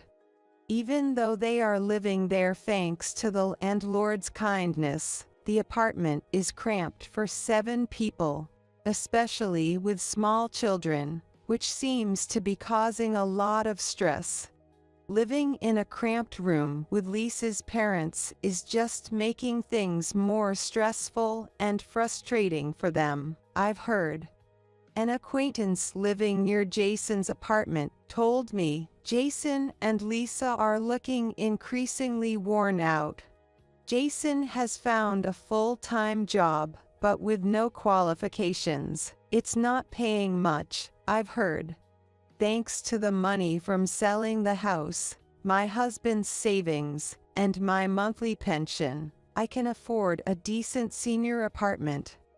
I'm enjoying my days with hobbies like sewing, volunteering, and dining with friends.